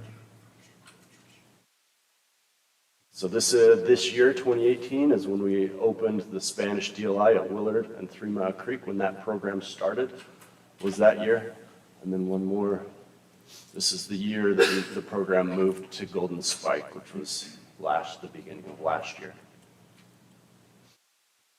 This is participation through 9th grade over time. You can kind of look overall how once we hit the 9th grade year, it actually started to fall off, and that's kind of representative of those lower enrollments coming through and the initial high enrollments moving into the bridge program. We see kind of that dip at the end. Go to the next one. Oh, go back one more just so they can see. So in 2021 is when our first cohort reached 9th grade. And so you can kind of see that through that from the state perspective, the dual immersion program is through 9th grade, and the taking of the AP test. We continue to encourage students to participate in the bridge program, but they're kind of a little bit separated, and as we coordinate with colleges and the universities throughout the state. And so that's why the data is through 9th grade. So these two, where I was asked for kind of a comparison between initial enrollment and remaining in the program through 9th grade. You can kind of see those over the years. Obviously, as we get closer to 2024 currently, those lines come together because they've only been in the program a year. But you can kind of see the difference there of starting and remaining in 9th grade. On the right is a comparison of those attrition rates through 9th grade for Spanish and Chinese, just as a point of reference. So again, for this data, we've had 5 cohorts make it through 9th grade in Spanish, and 4 cohorts make it through 9th grade in Chinese. And then the data below that is the cohort year, how many started that year, the number of students of first graders that started. The current enrollment is the next one, and then that grade when that data was taken. And so you see the current grade. The top one obviously is seniors right now, but when we snapshotted the data at the 9th grade, that's 9th grade data. Some efforts like I said, it's not a suddenly new program, like all of a sudden yesterday, we have an issue here. I've seen that attrition, some of the efforts that the teachers and schools have put into practice to try to help with awareness and excitement. Moving the program to a school, to our biggest elementary, was intentional, just because of the propensity for a family to be willing to put a student into a program that's already in their home school. And so the more kindergartners we have, the bigger pool we can kind of recruit from in-school students. Having a DLI open house where we invited kindergartners, kind of those kindergartners last year at Golden Spike to come in and come look at the program, come see what's going on, hear the Chinese and see, because we may hear about it, but they don't really see what it is and what's happening and see what their day is going to look like. And just in name, it can be scary a little bit, and unsure of. Chinese New Year celebrations and invitations, advertising was done through emails, phone calls, social media posts, and the news journal articles. Next one. So with those efforts, which is substantially increased from previous years, we had 25 applications by the lottery deadline. And we ended up with 30 by June, with some additional people wanting to be a part of that program. At that point, we kind of regrouped and said, well, what can we do? You can't, You can't run a program with 30. And it's not sustainable to do. And so that's when we thought about combining classes and doing kind of the splits that was mentioned and what is currently happening with Golden Spike in an effort to make it doable, you know, to boost up those numbers and those class sizes. You know, for like one grade, we have, I think, 22 in fourth grade right now. And so you can't do 11 and 11. It just, the numbers don't work for, and that's not fair to everyone involved, but you can do 22, and I think the other one is 25 or 26 in the fifth grade. So that's doable.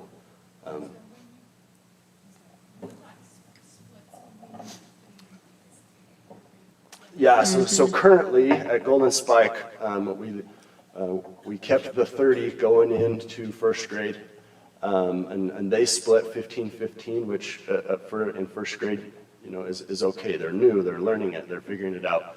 And then we combined our fourth and fifth into a split. So our language teacher will teach all of the fourth grade kids, while our English partner teacher will teach all of the fifth grade kids. And then half day they switch. And so instead of switching 30 first grade and 30 first grade and switch, they do 30 fourth grade and 35th grade and switch. And so essentially you're running it with a cohort of 30.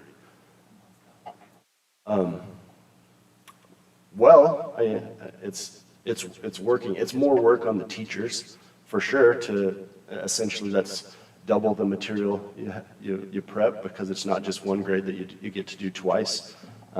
You still have double the kids, you know, and so that workload has stayed the same, but I would say it's more work for the teachers, but it works. Can I make a comment? It's a little more doable right now too, when we have 20 in fourth grade and 23 in fifth grade, so the content and the standards are very similar.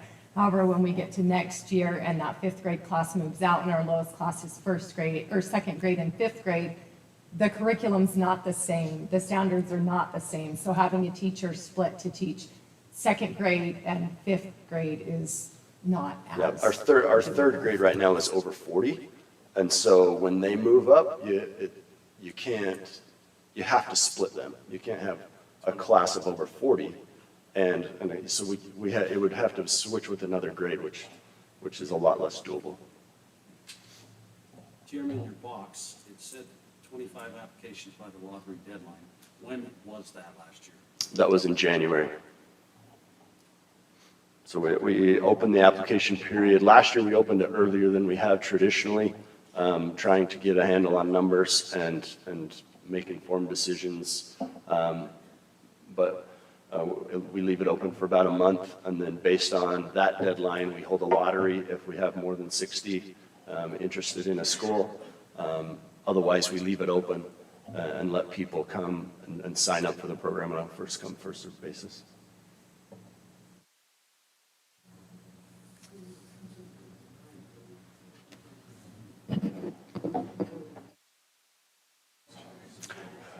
Yeah, so we had two people. The waiting list got to 32. Eventually, with that switching model in mind of we're going to go to this.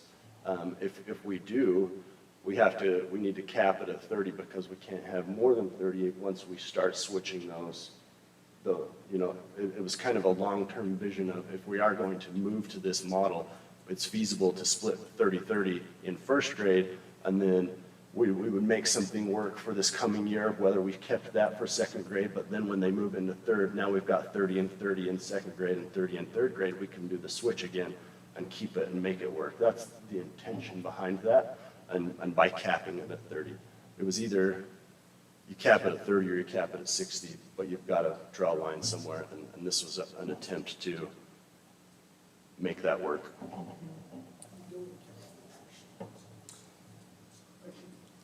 Yeah, no, that's. Yeah.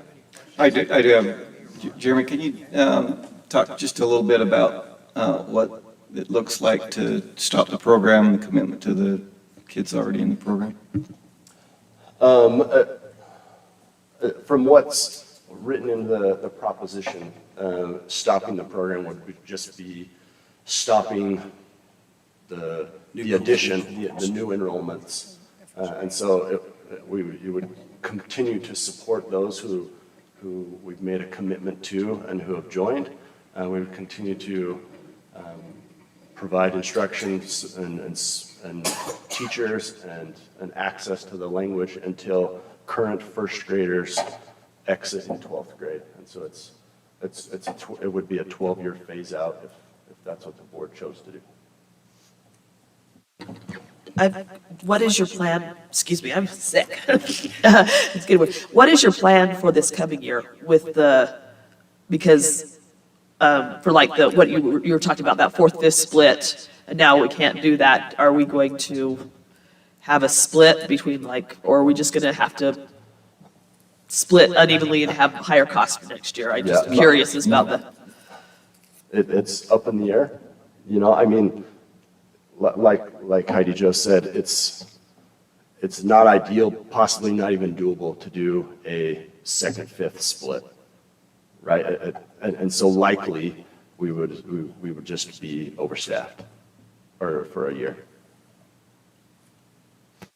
So in some of the materials that I read, I think it might have come from you, there was something said about maybe seeing if we extended it through the end of January to see if we could get, was it 60 students? Or would it be possible to see if we could get it to 30? So I believe that was from a conversation with. Sorry, I don't know where I read it. It was in the recommendation, and it was after last month's presentation and then my discussion with Mr. Turner, who spoke earlier, about in discussing with the Chinese community, the possibility of raising that number to 60. And then by his own statement to me, just have it in policy or have it in a board understanding that each year, so when we don't get 60, that's the year that we cap the bottom. I hope that sounds correct. And then That's kind of what I'm remembering. Yep, exactly. And that was in the recommendation. Of course, that was kind of Plan B of the recommendation, depending on how the board felt after tonight's discussion. Having a son in the military and hearing what's going on around the world, I think that it is critical that we get bilingual speakers. And right now, the need is Chinese. And I understand where we are budget-wise. And so as a board member, it's hard because it's trying to balance both of them. But if we can make it work in any way, I mean, I've never seen so many students come out and talk in favor of something that is not going to benefit them. The students here tonight are in the program. Coming to talk is not benefiting them. They came to talk because they want it for others. And I've yet to see students of that number come out and do that. I think if we can make it so that we can give a month to January and get those numbers up, it may put us in a little bit of a pinch to make things work for next year. But I think as a community, as a nation, and as a world, we will be better off if we can get dual language. And Chinese is needed desperately in our military. And it's not so much that I don't like the Chinese country. I love them. But the best way to defeat an enemy is to make him a friend. And the best way to make a friend is to have communication. And the best way to have communication is to be able to speak each other's language. So I am passionately asking the board. And I don't even know these people. I have no children that can even benefit from this. I am doing this from a societal impact. If we can give it 30 another month and see if we can raise that, I think it would benefit our community. And I think that's ultimately where our obligation lies is to try and make it benefit our community. And we've got to do it in a fiscal way, so it breaks my heart that there's even a chance that it might go away. But again, yeah. Okay, so like Dallin said earlier, I was in the immersion for a while. It just got really hard for me since we were the leading grade. We were just kind of thrown into the deep end and not really eased in. Like my brother, he's in 8th grade right now, and they have a structure where they were able to and then so that way they can better understand it. So the system has gotten so much better over the years, and the feedback from all the younger students, like 10th and 11th, is amazing. Honestly, I wish I had stayed in it. It just got hard for me, and then I also wish there was more support for those who want to drop out. It would be nice if there were teachers or other people there to support those who are struggling and ask if they need tutors, if it's something they really want to do, if they are dedicated to dropping out, because I regretted it and I'm back in Chinese right now doing the very basics again. Love the class so much. I'm really sad I did drop out and I'm not with the rest of my class, but it is such an amazing opportunity for anybody who does it. Even now, just practicing the language, even just the bare basics where I'm not even with the actual program anymore, I am still able to use it anywhere I go because, so like you guys heard, I'm the Sterling Scholar for Business, and I definitely want to go into business, and that means I need to be able to speak another language. It's definitely going to help me get to my ultimate goal, and especially with Chinese, there's a lot of need for it in any type of workspace, and this program is building up any kid to be able to get those opportunities, and it's setting them up for their future. And I don't really know how the budget works. I'm definitely not on that side of things, but it's an amazing program, and I am strongly for it too. And then I also wanted to ask, Elle Anderson said something about having one teacher teach English and Chinese. Is that even, could that happen?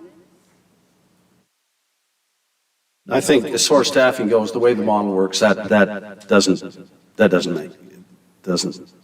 calculate. Am I correct, Mark? We'd have to have a whiteboard and get up and show you the numbers, how that works. Yeah. This is the model that they spoke of, that's so successful that everybody wants the pattern. That's the model that is used. You have a native English speaker with a native speaker of the language that's being learned. That's how the model works. Okay. The idea of one person doing both isn't part of the equation. Okay, I was just curious. Okay, I have a question. I agree with everything that has been said. I think it's a wonderful program, and I was so impressed with everyone tonight. My concern is, and Jeremy and Heidi Jo, maybe you can help with this. It was my understanding that last year that everybody did above and beyond to try to get extra kids in the program, and it just did not happen. So are there extra things they're going to do this year, or is it the same thing? That's what I wonder. Okay, but what more? Because I know last year they did tons of stuff and it didn't help. So that's my concern. I would like to throw a comment in. Okay, sure. So this is my district. I have heard lots about this subject. I have been in the school. I've seen the program. I've seen how it affects good and bad both ways. And something, I want to make it abundantly clear, this is a board decision, not the principal's decision. The board has been looking at this going back to 2018. I wasn't on the board then, but I want that to be made clear that the administration does not have any pull in this decision. And it is not fair to villainize them for their efforts. They're wonderful. They're in a new school with new challenges, and they are doing a really great job. And it has not just been from all of these emails I've received, but it is a pattern of blame to the administration, and I am not okay with that. They have a lot of students, and they are working really hard, and they're hearing complaints from both sides, the Chinese parents and the English-only parents, that things are not fair, that it's not equitable, and things are not working how they worked at Foothill, or they're not working how they worked at Mountain View. It's not Mountain View and it's not Foothill anymore, it's Golden Spike. And whether the board chooses for the program to go on, I would hope that the parent support continues either way and gets behind the administration in trying to make it one unified school. It doesn't do any good to try to unify it with learning a language and students halfway across the world if we can't even become unified in our own school. So I would ask that we please stop blaming the administration. Understand this is the board that has been looking at this. I've only been on the board for a year, and we have talked about this at least 5 to 6 meetings. It's not an abrupt decision, and we have a responsibility and obligation to every student in the district. And we take that seriously, and we work really hard to hear every point of view. Mark? Oh. Yeah. Well, I just wondered, and you said that there's going to be additional items, and I didn't, I don't know what else more can be done, because Heidi, weren't there a lot of things done last year? That was my understanding, to try to get 60 kids. My understanding is our enrollment hasn't been what it needed to be since 2018. So even pre-pandemic, that was the last year that we had 60. So that also contributes to how many students are staying in, and that group of students has 33 in now. So from back then, there have been a lot of efforts made in order to try to sustain the program, including combining Mountain View and Foothill so that there would be more opportunities for students to be put in the program. We offered busing from Mountain View to go over to Foothill through those years. We've known the problem was here for a long time, and I have heard lots of really great things that were done last year to bring more students.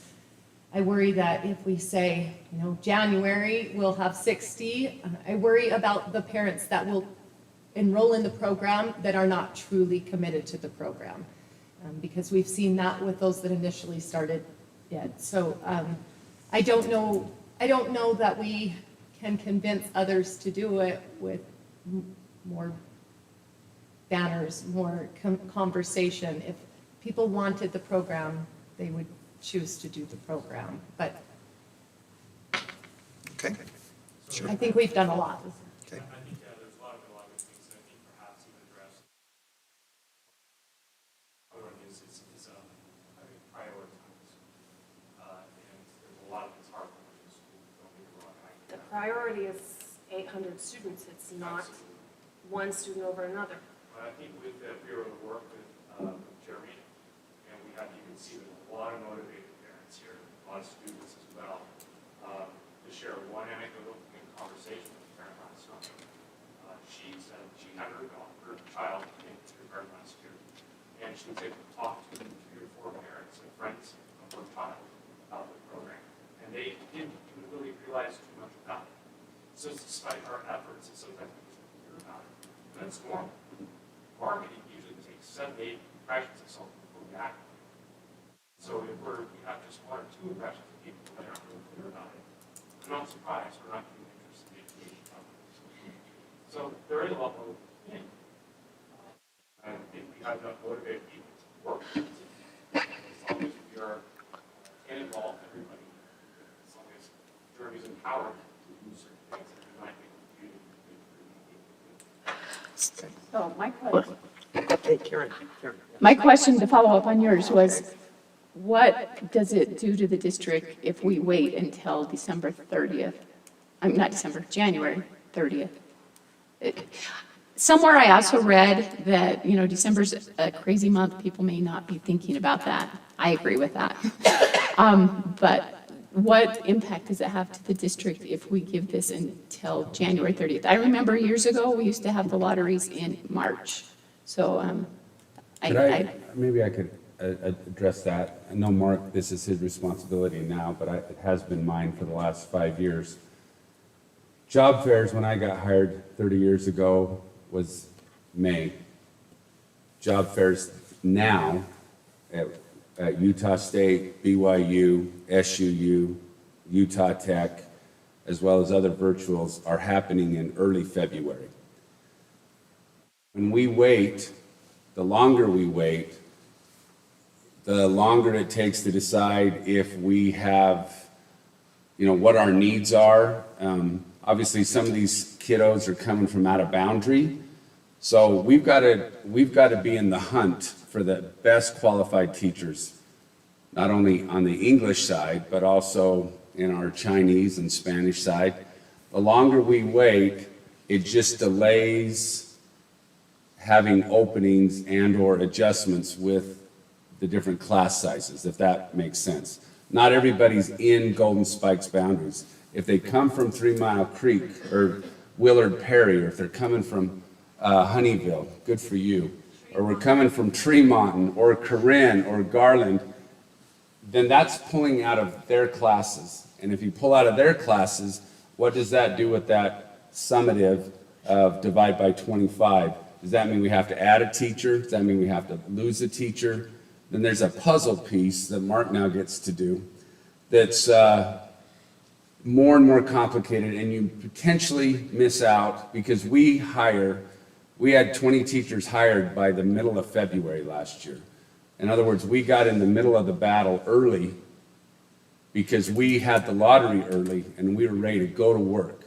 So although at the end of the day, it just means we may miss out on the best crop of teachers.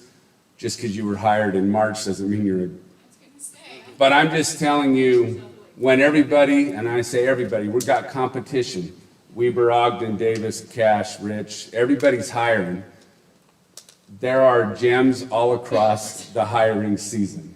So it just makes it potentially less predictable about who our teachers might be, but we have good teachers hired all along the path. Is there any other thing that you would add, Mark, to that? So being in HR, I try to take all emotions and feeling out of what I do. Heartless, soulless, whatever you want to call me. Maybe both. I don't think anybody will disagree that the Chinese dual immersion program has impacted the lives in a positive way, in many ways, as we've heard. I don't think there's anybody that's going to disagree with that. So it's not like there's not a desire to want to keep it, but at the same time, we have a responsibility to be fiscally responsible with the resources that all of the taxpayers of Box Elder County are paying to support education in this district. Bottom line, not just the students at one elementary school. I'm here to tell you that one elementary school impacts the education of every other school in our district. That's the bottom line. While it's great for those who are able to take advantage of it, it's wonderful. But it does put a strain, makes it more difficult. Like this puzzle we're putting together, it makes it a lot more challenging and difficult. It's not that we don't want to do it. It's not that, but if it doesn't if we just can't make it work, then a hard decision has to be made. Whatever decision's made, we'll make it work, right? That's what we do. But from taking all emotion, feeling out of it, that's what the numbers are telling us. So that's all I have to say. Okay, thank you, Mark. Are there any other comments or questions? Just one comment. Brian? I have a daughter that's a junior this year in Chinese immersion, and it's been an amazing experience for her. And so grateful that she's had that opportunity. But for me, it's not just about it's not just fiscal, it's not just money.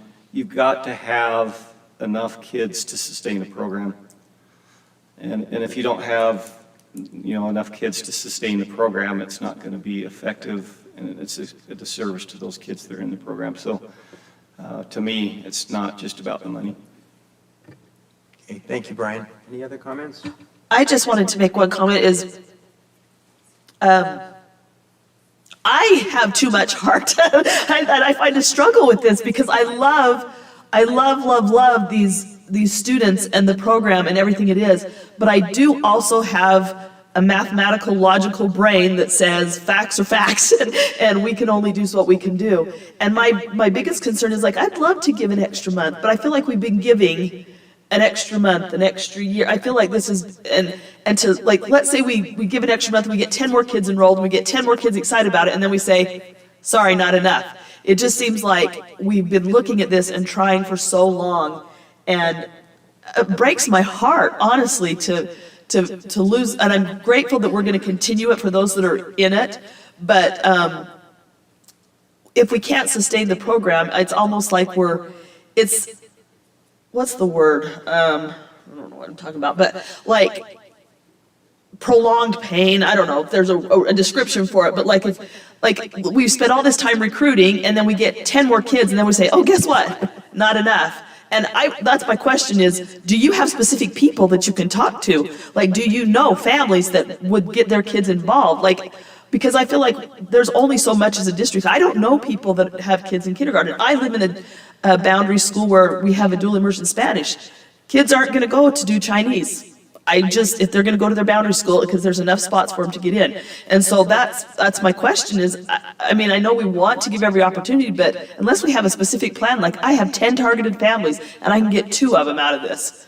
And everybody has 10, and if we have 100, you know, any pool, you're gonna have, if I have 100 people, I'm gonna get X number of people. Do we really have that many that we can do it? And like Heidi Jo said, are they going to be committed, or are they just gonna get excited about it because it's new and exciting thing, and then we get into the weeds of it, and it's not easy. Even with kids in Spanish, like, and I gotta say, Spanish is a lot easier than Chinese. We have lots of kids that are like, this is so hard, you know, like, and are the parents gonna support that? Are they going to, is it gonna be that's my biggest concern. So, those are my 2 words. Thank you, Julie.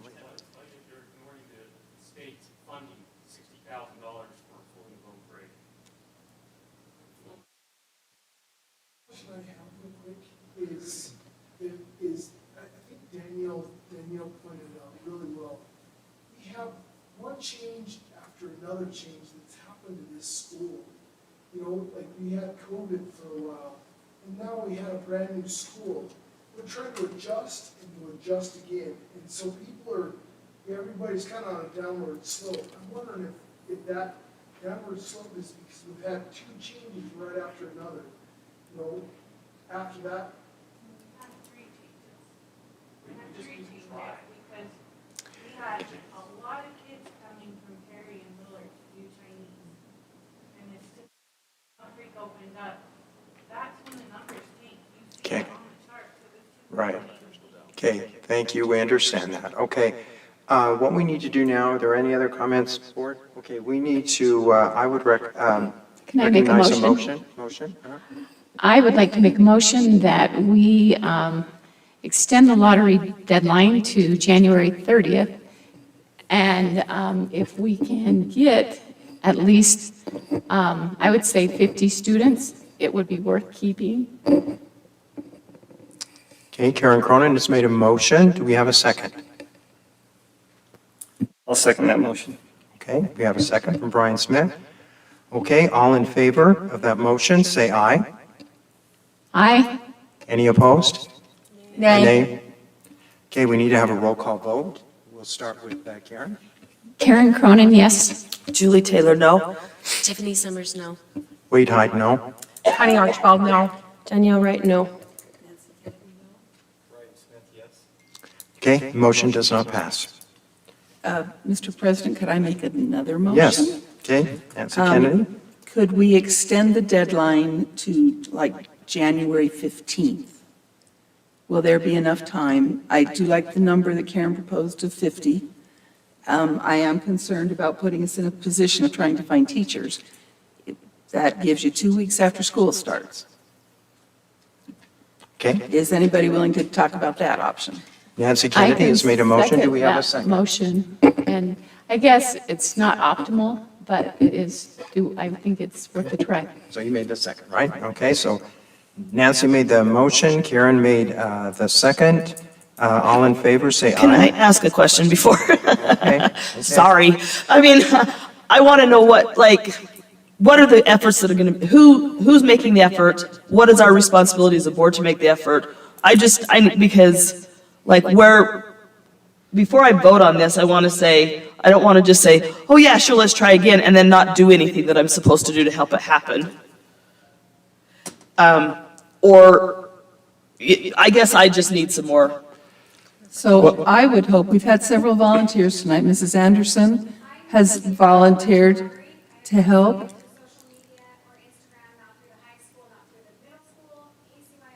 And you guys are the ones that can post that. And so I think,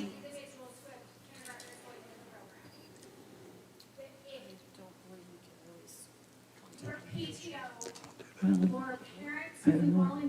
don't know, but if she knows, if she's got neighbors and people, yeah, we can't get into actual contact information, but the friends and board members. You lose as parent, if you lose Okay. as children, you lose the parents too, who are volunteering. And Okay. there's a large amount of us who are driving in. Okay.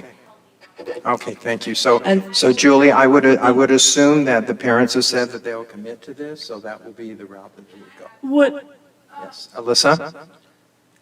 would we also be able to get the students involved? As you guys saw, there were like a lot of students here who are pretty committed to it. If they were to add to it, would that? I would assume that if the parents were involved, that their students would be involved as well. Okay. That's what I would assume. Okay. So we have a motion and we have a second. Okay? All in favor, say aye. Aye. Any opposed? Nay. Okay, take a roll call vote. Starting with Karen. Karen Cronin, yes. Julie Taylor, yes. Tiffany Summers, yes. Connie Archibald, nay. Wade Hyde, nay. Danielle Wright, nay. Brian Smith, yes. Okay, so we have 5? Yes. We have 5, so the motion passes. Okay, January 15th. January 15th, you have it. Now, but it is my understanding that if that number is not reached by January 15th, then that means that the program is discontinued. Is that correct? New entry into the program. Yes. So Well, the cap right, to the new- bottom. Yeah, exactly. New entries into the program is yes. We will continue the It was program with those that are 50 in. Correct. Okay, Jeremy? On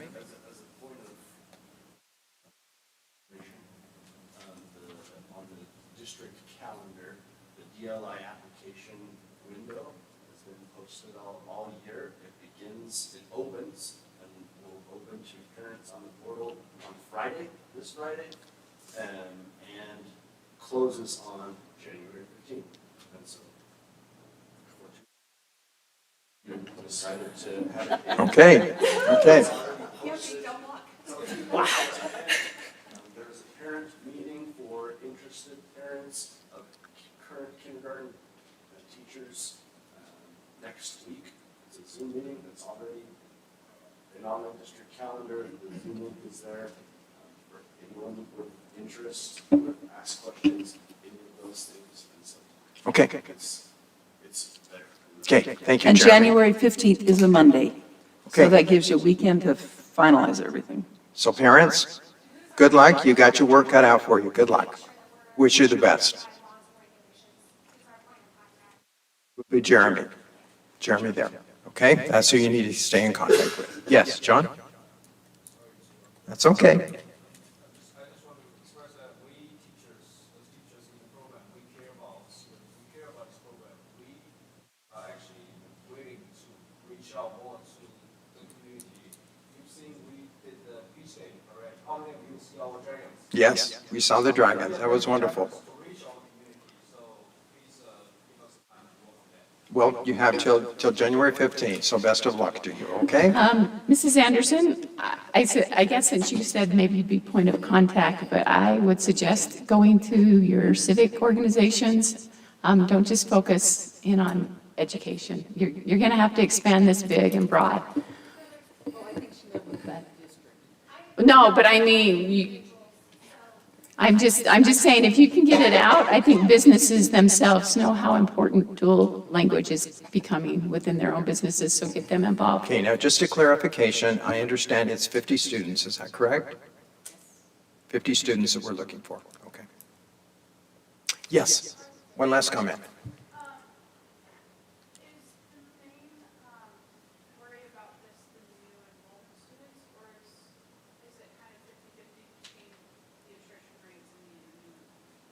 I would say 50/50.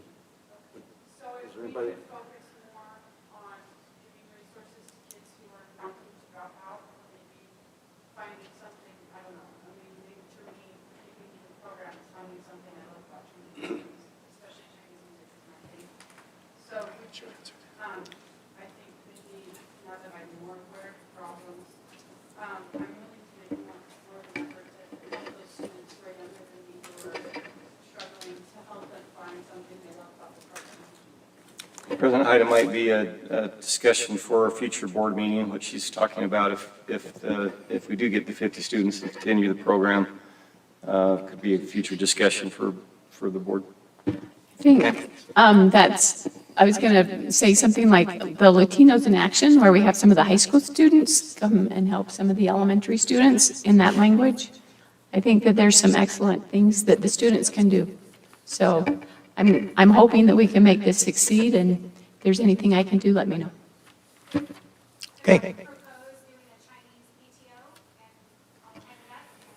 Okay, that's what you have to work out as Well, parents. if I may, Okay. if I may, that's one of the problems. We have a Golden Spike PTO, and that is really one of the problems that's hidden underneath this thing, is having a division. And so that's one of those things that we need to be very careful about.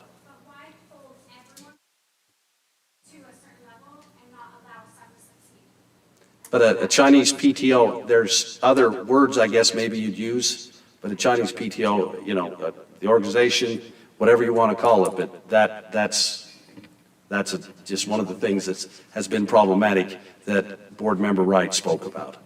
So in some schools, And honestly, I think it would be to your advantage to work with the PTO or PTA, whatever, at Golden Spike and work together. I think that would be to your advantage. Well, I think you could work together as a team.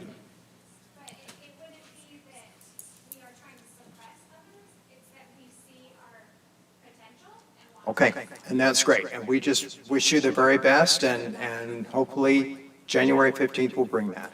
Thank you all. Okay, we will go along back to our information items. thank you, parents and students and thank you all for community coming. I members. do appreciate We it. love to Thank hear you. from you. Okay, monthly financial report, David Roberts.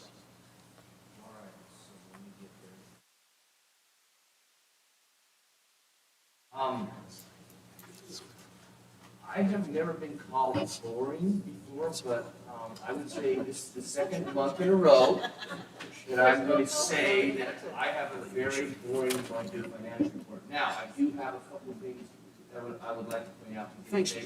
They are my error. So on line 167, where you show nothing under the high school athletic facility, some of the money that is showing in line 166 was put in 166, it should actually be in 167.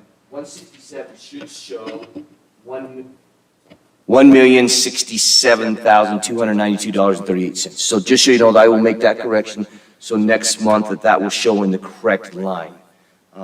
Other than that, and the high school athletic turf fields, I gave you a report on the amount of donations. Again, I should get a second set of eyes. If you look at the percentages on the last four lines of the Bear River High School turf field, I did not copy and paste that formula down, so it's still showing the same percentage, and it shouldn't be. So just so you guys know that too, that I did actually catch my own mistakes. But anyway, any questions with regards to the financial or the high school athletic turf? So my understanding was that Whitaker's had committed much more than this. Is this a 5-year? Yes, so Whitaker's committed to 300,000, but they will do that 60,000 a year over 5 years. Okay, thank you. Another thing, Julie, just for your information, once, and you'll have to go through Dave to make sure, when their money is collected and they have given these very generous donations, we as a board would like to send a thank you, note to them. So if you can get with Dave when that all happens, I don't know when that'll be, but whenever. Yeah, let me know, Dave, I'll write it up, okay? Okay. Okay. Because we want to make sure that they're going to be recognized by the foundation, but also we felt as a board we should do the same, okay? Dave, if I may, the Jubilee of Trees that's on there, that was last year's. That is correct. Do I have the wrong date on it? Yeah, that says 23, 12, 15, 20. I'm glad somebody else caught my mistake. Thank you. I will fix that too, because that was from last year's Jubilee Tree. The Jubilee Trees donations this year went to student wellness for all the students in the district.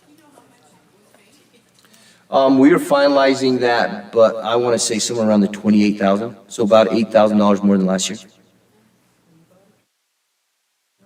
And we're going to continue to work on that to increase that. But it is by far, the margin of return on that fundraising activity is way above any other margin as far as the spread between what it costs us versus what we receive in donations. So it's a great thing to continue to advertise and market and do every year.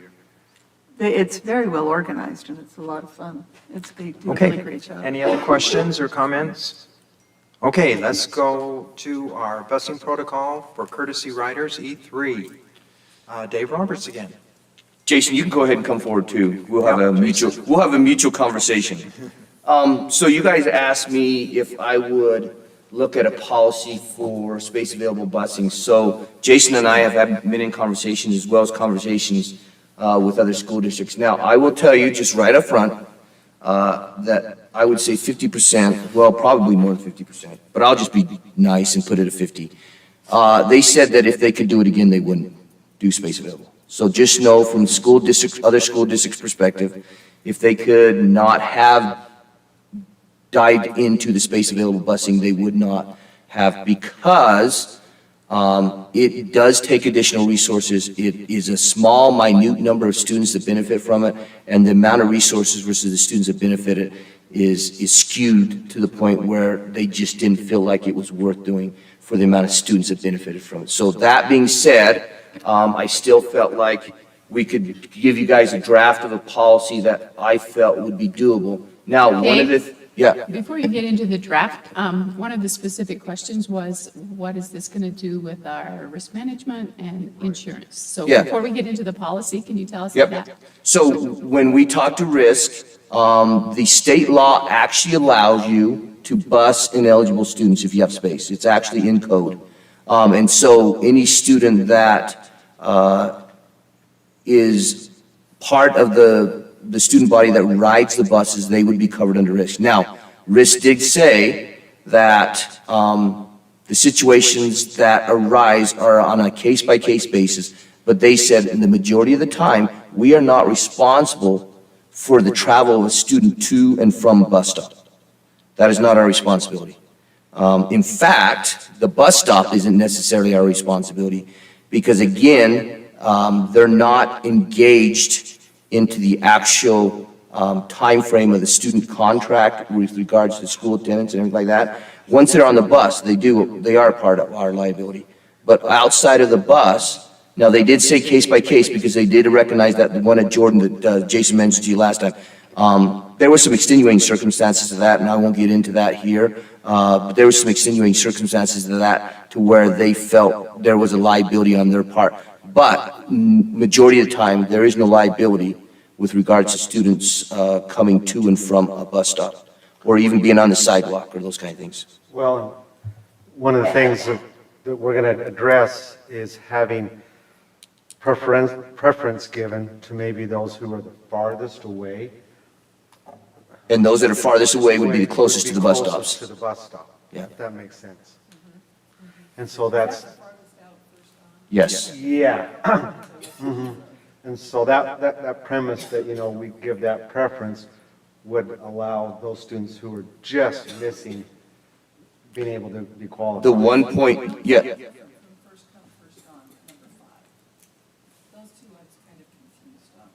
So first to request to be added to the bus would be the first Because that ought on. to be a consideration. If all the other considerations, 1 through 4, weren't met, as far as parents or students requesting to be added to the bus, then if there were 5 that came on that didn't involve any of the top 4, then the first to ask would be the first on the bus. That makes sense.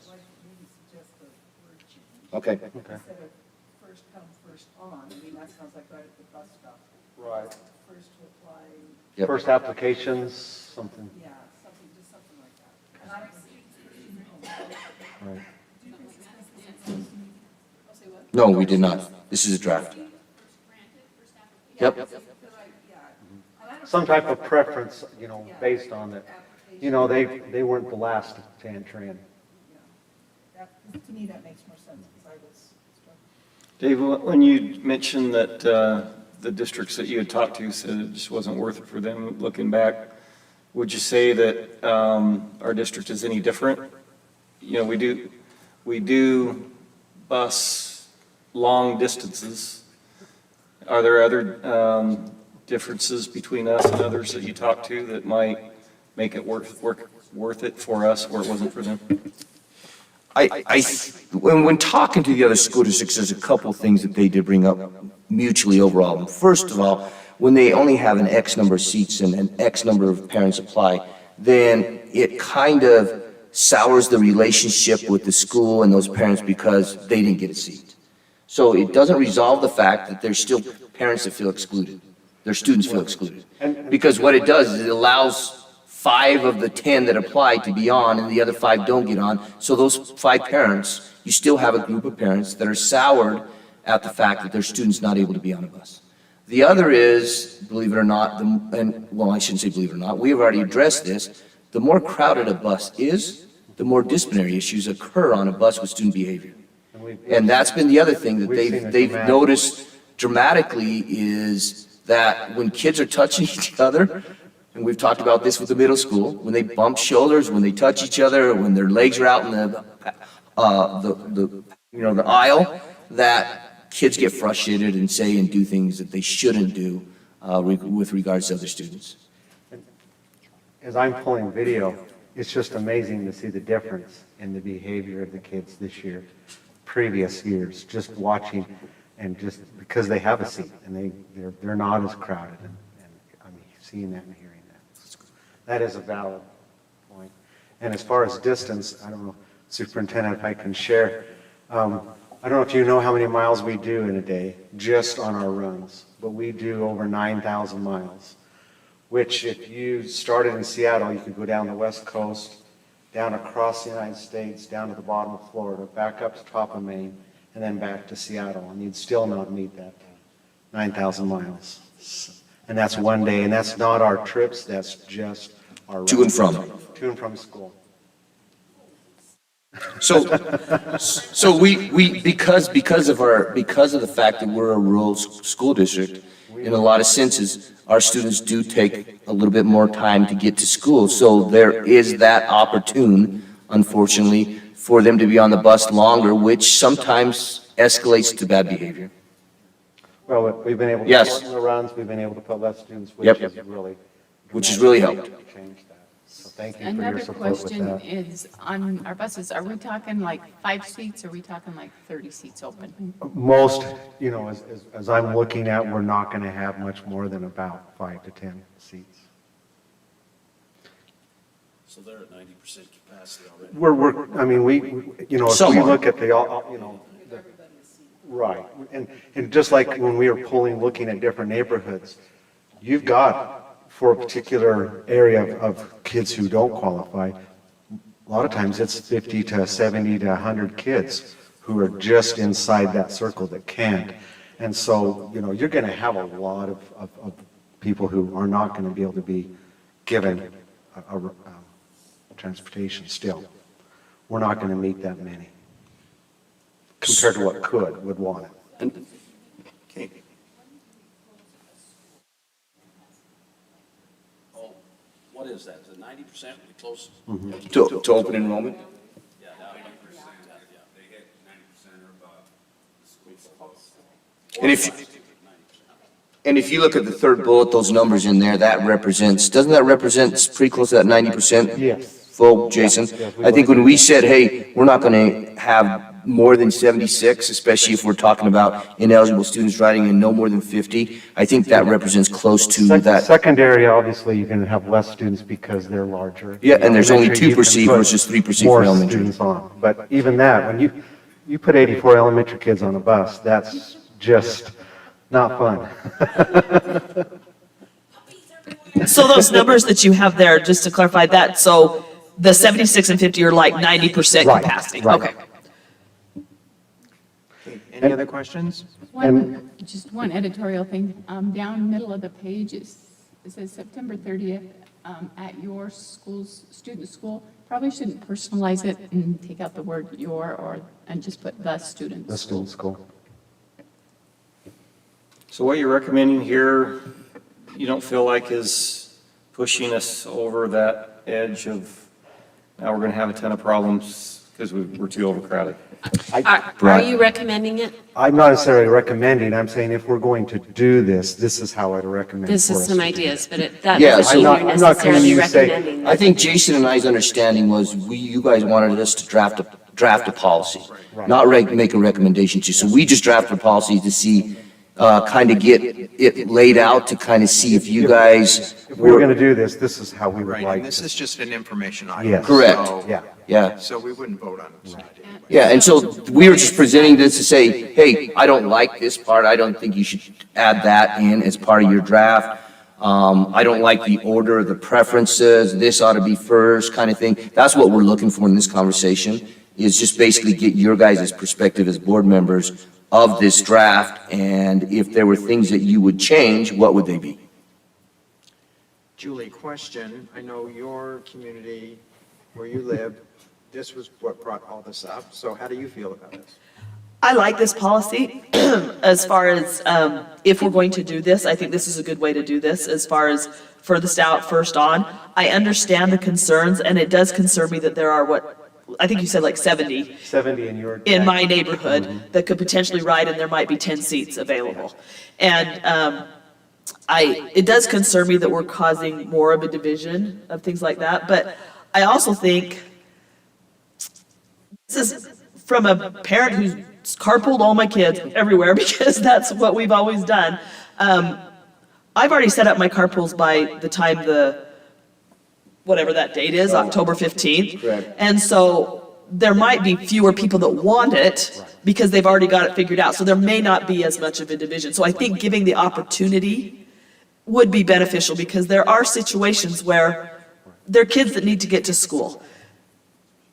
So that's my, And then part of what we were suggesting too is, I feel like district level admins should have feedback, or, as Dave and I talked, they understand some of the needs. There may be a need of a student that causes us to need to look at them and maybe give them weight if we were going to do this. So. Yeah, so a lot of weight was put on the school administrators to participate in this because they know their students, and they may know those students that actually would benefit tremendously from an opportunity to have this as a service for them that would help them academically. And probably most from like attendance would be probably the biggest gap that you guys could fill through initiating a policy like this. so and I think that's where my perspective is. I know a lot of districts don't like it. It is kind of a hassle, but I also think that it would utilize our resources well, and it's only going to benefit a few kids, and it's not going to cost us any more money, is my perspective on it. It's, like we talk about, there's certain things that like, well, is it worth it for this many kids? In this case, we're not losing any money on it. We're not spending more money, but we could benefit 5 kids that we could help. And if we can do that in a orderly, reasonable manner, and I think it's a positive thing, but I think it'll take some while until it's the standard, and then people know. But it's gonna have people are gonna be upset. And as we look at this, one of the discussions can be, we do have some routes that are ineligible routes per se, but we've had them historically for a very long time because it was deemed that it was such a hazardous route. Like, for example, the canal up by the intermediate school and having kids walk along that canal. this could help us because then they could apply based on that. And so it may help us legitimize those aspects. So, and also what comes up now is that our sixth graders can qualify at 1.5, but our seventh graders can't, and so that becomes a real angst. And so we may want to look at age as well if we're doing this, because seventh grade may be an age we want to give preference to. So my suggestion is that we send this to the policy committee and let them work out the policy, then bring it back to us for first and second reading. And then we go Can I from ask there. a question? Okay? Yes. Karen? So you guys did what we asked, you drafted a policy, and I'm going to ask the next question. What is your professional feeling on this? I mean, we always try and get Right. professionals and see what they. There's a lot of angst with having those lines that the state gives us. And so anytime we move away from that, I think that creates some concern. I also recognize that there's a lot of need and there's some angst in not having transportation. So I would be concerned. I listened to Ron, the state, and he said, really, I would advise you not to. And that really weighs on me, and so hearing that. But I also recognize that there's angst and there's a push. And so I can understand both sides of that. Well, I think we've said it a couple of times, but if we move the line, then why can't we move the line a little bit more? Why can't we move the line a little bit Right. more? And I think that's my biggest concern. And that's what Ron was kind of saying is, look, you have a line we've given you, and as soon as you start to blur that, then you start to potentially have concerns. But I also recognize the need. So Karen, my 2 cents on that is, when I worked in transportation, the legislators feel like you should have every bus full. They're funding these routes, and they would prefer to see the bus full versus half empty. The public perception, when they see a bus half full, is that we're not utilizing our resources to the best of our ability.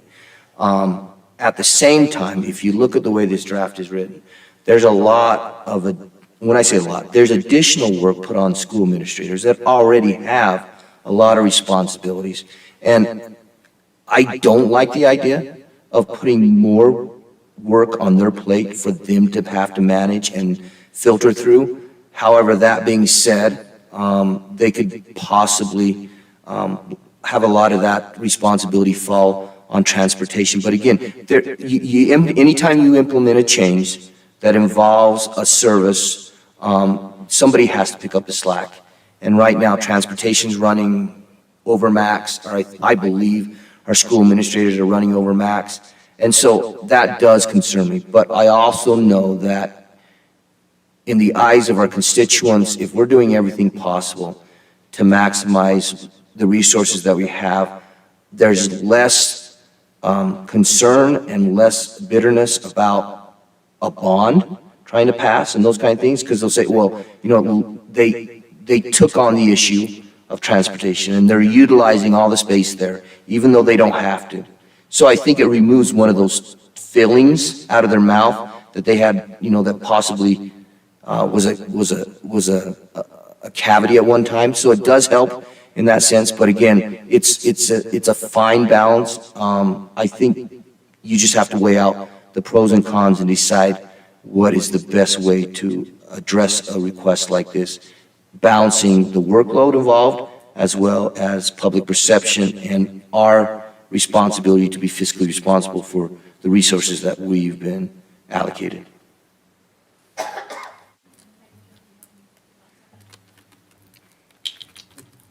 Just a question I had in terms of when you do it based on student need as your first bullet point. When we have, for example, a parent applies for a fee waiver, because the most expensive fees are at the high school, they might come to ACYI or they might go to Buxler Middle or Bear River Middle. We always say to the principal, move to the oldest age group to make that decision, because when you have a family qualify, it qualifies all kids in the family. And now, I hope you understand what that means. We're gonna have to maybe put something in here about, if there's a student need based on a school administrator, you could have child A in the family that doesn't have that need and child B in the family that does have that need, and now you say yes to one family member, or is it all family in, all family out? I think that needs to be doctored up and at least addressed and thought out a little bit. Obviously, we do have the younger students given priority, so maybe ACYI, or, the younger that they go, that's who gets to make the decision, which is kind of opposite from student fees. But do you see what I'm saying with that? I think it at least needs to be analyzed, and it could be hammered out in policy committee for sure. We discussed it a little bit last time at policy meeting, and I was gone. yeah, I'm I sorry. think that we will be able to continue to address some of the issues there. I think when you have a line, and everybody, what's the line everybody says? There's an exception for everything. So, but it's okay if you have a policy and you follow your procedure, you're not gonna be able to get everybody on the bus, ever. But here's our policy, and now here's some extenuating circumstances. It does help some. At the end of the day, there'll be somebody walking or driving with a family member. But I would be in favor of, if we have space, we were just commenting, I've had no safe school meetings at the secondary level because of buses.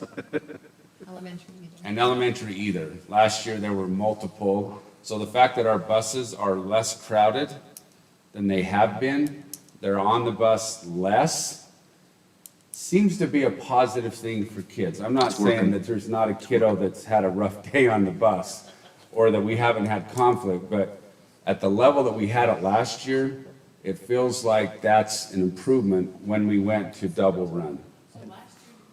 Oh, I wasn't really part of that, but from what I understand, I would, and Jason, you could probably speak to that.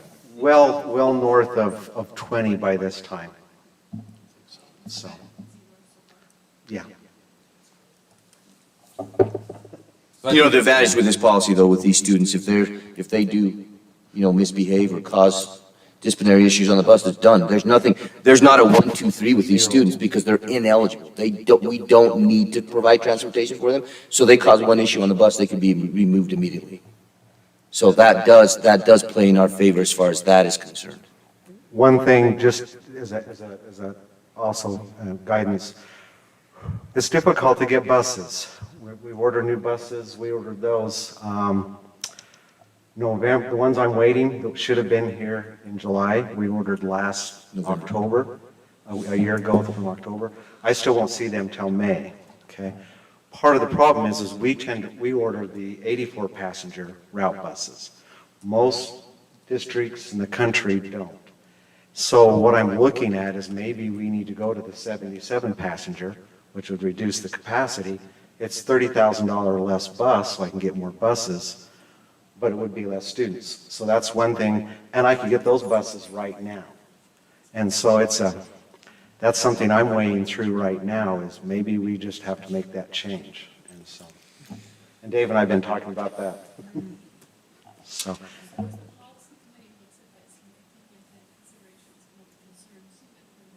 Right. Yep. So I just have to say, I was a beneficiary of this. The bus stop was my driveway for ACYI.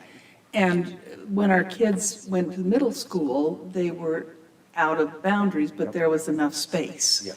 So I gratefully appreciated the fact that my kids were all bused until they started high school. It made life so much easier. But I think this gives us, if we do this, this gives us a way to be fair about where that happens, not just pockets. Right. And it's just been continuing. The other thing, maybe a thought, is if we do it, that we do it provisionary, that we take a look at it after a year and see if it's got the benefit we wanted or if it caused more problems. Right, how many students actually benefited from it? Provisionary, is that the word you use? Okay, let's Provisionary. send it to the policy, committee, and then we'll have 2 more chances to look at it as a board before it's passed. Okay? Okay, thank you, Jason. Thank you, Dave. Okay, now we go on to our building and ground rental and supervision policies. Dave, that's you again. Yeah, so Superintendent and I had a conversation with Heidi Alder, who's an attorney in an educational law. We did talk to him, or her, Superintendent and I talked to her about the risks involved with a vacated building and allowing public access to that. So basically what she informed us that, hey, if you're going to allow public access, you've got to maintain that property as you would any other property, or you're going to incur a big risk with regard to those items. So in talking with our facilities, Corey specifically, that is doable, but right now, they very seldom go by Foothill unless they have a report of a broken window. I think once a week or once a week, somebody goes and checks the pipes, make sure that they're not, they haven't burst or anything like that through the cold weather and stuff like that. But there is not a regular individual at that school. I did bring up the idea that we had some previous problems at another school district I was at with people that would bring their dogs over on the weekend and then leave the things that dogs do when they have nice soft grass and not clean up after themselves. And that became a big issue with one of our schools. And so they actually had to post signs saying that no animals were allowed on the grass unattended. And if they were, there was a sign that says, pick up after your dogs. But it eventually got so bad that we just closed it to the public altogether. So the question then becomes, if we allow access to a facility like Foothill, what is the amount of resources that we want to expend to allow the public to have access to that? That would involve snow plowing, right? It would involve ongoing maintenance as far as going out there and making sure that there's no glass on the grass, the playground is kept level, the wood chips are kept full, all those kinds of things that are addressed with maintenance of a school that is attended by students. So those are the things that we'd have to address, but again, Brian brings up a great point. People see that, and if they see that it's considered to be public property and they're not allowed access, and they kind of get a little bit of a sour taste in the mouth. Kind of the same thing that we'd already addressed with the busing. So I just presented to you, Superintendent and I were mostly concerned about the liability of allowing public in an unattended facility, and so we addressed that with her, and I think there's a couple things coming. We'd post signs, and then we'd have to make sure that we maintain that facility like we do any other facility. I have a question. So are people asking to be on the property, or? So Howell, cutest little school ever built, Howell, we completely locked up the playground and said nobody could get on it. And the city asked us to do that, and we were told it was a liability. Connie, isn't that the deal? We completely shut down Howell, and nobody could get in, out, or use it or be on the playground because it was a liability. Has that changed? Are we letting people at Foothill? No, it's chained up. Foothill's chained up. The gates are chained up. Everything's chained up. It was just. You're talking about Howell. Yeah, at Howell. I believe that Howell is now their city hall. Well, we sold it to them for $1. But before that, we didn't let anybody on. No, It was it wasn't completely anybody. shut down. Now it's the city hall. Yeah. But we had people want to rent it for like a daycare and different stuff, and we just said. So no. Foothill is completely chained up. The gates are all locked, everything like that. There was just a question asked, hey, we got a big, nice area here. I've had neighbors, people that live in that neighborhood ask why they can't go walk around and. Liability. Kids play It's a football, field play football on the- Yeah, they on the should, grass field. know That's that. why, that's the request that we've gotten. Yeah, I think people should understand liability. And it's a buzzword for everybody and everything. But is every school locked up every night? Right, are we consistent across the whole district? But Or we- are there other schools that they're utilizing, and is the Bear Center being used for? But if people to walk are on? actively there, to have an empty building is a whole other issue. Well, that was another question, Golden Spike's locked up too. You can't get on the playground at Golden Spike. The neighbors can't get on the playground. I thought I heard that was in the dog issue, that there was stuff all over the grass. Student enrollment is decreasing, dog population is growing, so yes, it could be very well that. But we are not running community dog parks. No, I agree. I mean, that's kind of. That's kind of what they're requesting though. But anyway, I just thought I'd let you guys know the information the superintendent and I were able to acquire from our conversation with Heidi, and then you guys can make a decision as to specifically Foothill, what you guys would like to do as far as public access, if we want to open that up or what. Can I ask a question? What's our consistent policy across the district for all schools? Well, I know the Bear Center's rented out on the weekends, at least on Saturdays. Different teams use the Bear Centers. Right, but when someone said, well, and yes, they are. Are community members allowed to walk through the Bear Center, without renting it? Not unsupervised. No, there has to be somebody supervising. Yeah. Well, and they can even run an elementary school if there's someone in the building that's willing to supervise that when they're there. Correct. Yeah, you, below this, policy 2160, there is the language there for the procedure as well as the fees that are involved with the rental. So I don't think the issue is whether or not we are able to and willing to rent if there's interest from the community to do so. I think it really comes down to how much access do we want to allow people to our grounds, because I think it's mostly grounds right now that we're talking about. And specifically, how much access do we want to allow people to an area that is not active as far as being utilized by the school district? Because it involves us being more engaged in the maintenance of that facility than what we're currently doing. Fox Elder Middle School, if you're going to go past that grassy area, there are community members all hours of the day. So we're just not being consistent. But there are people there at that building, but not for the grass, not for people that are on. I know, but not at night. But I'm just saying, there's someone that show up the next morning if there's issues. And I think it'd be fair if there's certain areas of our school district that we have fenced off and we have locked, and there's other areas that we don't. And so I think if you're going to be fair and doing apples and oranges, I don't think you can compare an area that's not fenced to an area that is fenced, because access is the key point to that, right? Well, I think playground equipment is one of those it is a huge liability situation. So that's what the middle school doesn't have.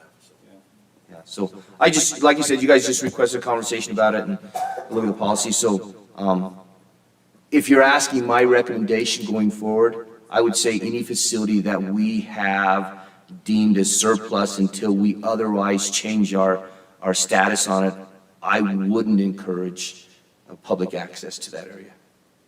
That would be my recommendation. Corey, you have any deferring opinion? No, I agree with you. It's a liability issue. As we look at our properties, we have elementary properties, we have secondary properties. And our secondary properties, for the most part, are not fenced 100%. True. In fact, none of them are. Our elementary properties are. And just in my 5 years being here in this position, more and more of those elementaries have wanted to be fenced all the way. And the driving factor for that has been our little kiddos who like to take off during the day.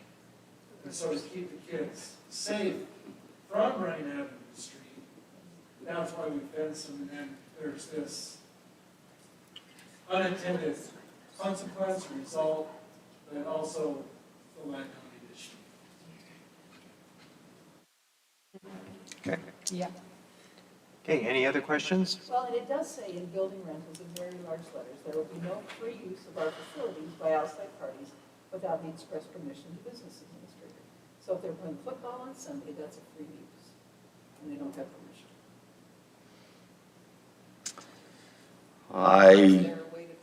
No, that's, yeah. But it just says there's got to be permission. I will not be out on Sundays patrolling our grounds, though, just so you know, Nancy. But yes, you're absolutely right. Okay, thank you, Dave. Appreciate that. Thank you. With that, does that limit our liability if we've got that we don't want them using it? if somebody has some kind of injury on our property on So- Sunday, does that limit our? So if your property is chained off and it's locked and somebody accesses that property, then they've actually created a criminal offense, so we would not have the liability. I'm thinking more like at the middle school. I think that was the one that was brought up. If somebody's out playing on the playgrounds, has an accident, does it limit our liability by?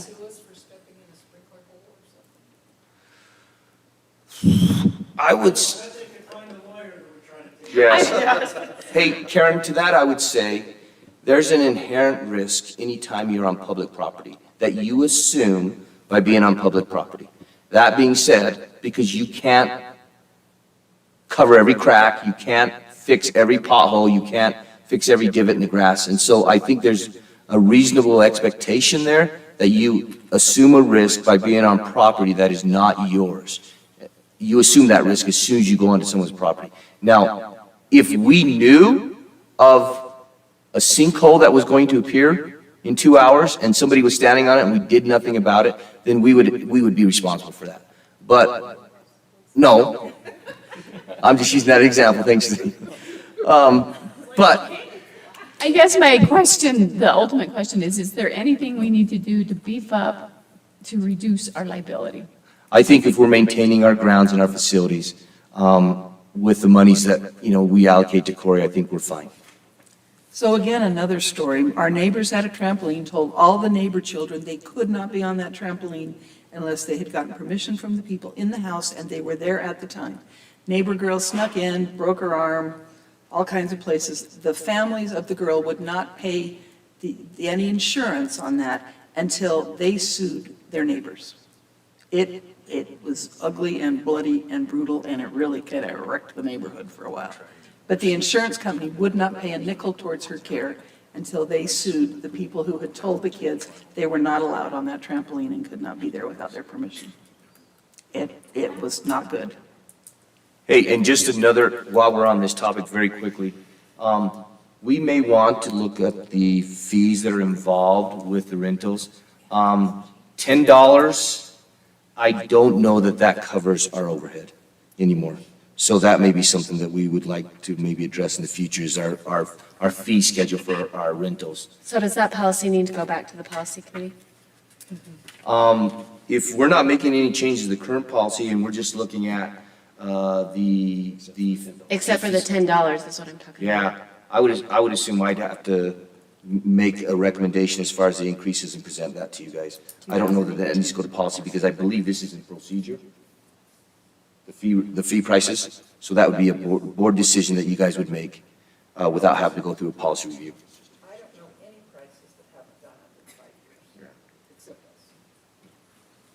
us. Okay, I think I'm. Okay, thank you all. Thank you. Let's go to number 5. Has there been any board committee reports this month? We have the audit committee, but they pretty much did their own thing, so we're good there. Okay, student board member report. Alyssa. Okay, so most of the stuff that has happened between the high schools is mostly fundraisers and service projects for the month of December. So at Bear River, they actually started their fundraiser week where they decided to donate all the money to refugees.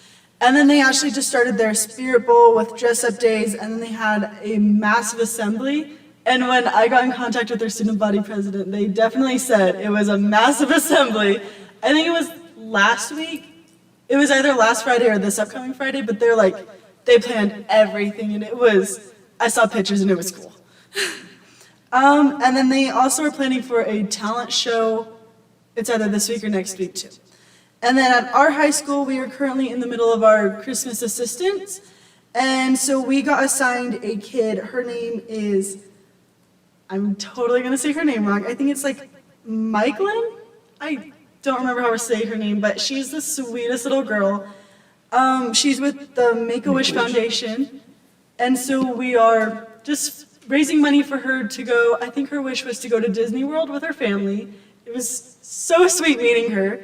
So we had our Christmas carnival, there was the silent auction, and then there's just a few other things like the boxes coming up where few people from Student Gov get kind of locked inside of a case, and then we pay money to watch them like do stupid stuff. And then it's enjoyable I think for it's us. When you're called- on the other side of the glass, I think it's it's called enjoyable. lose privileges. Yeah, And basically. lose niceties, Mhm. things that they enjoy, right? I think last year they had to shave their heads too.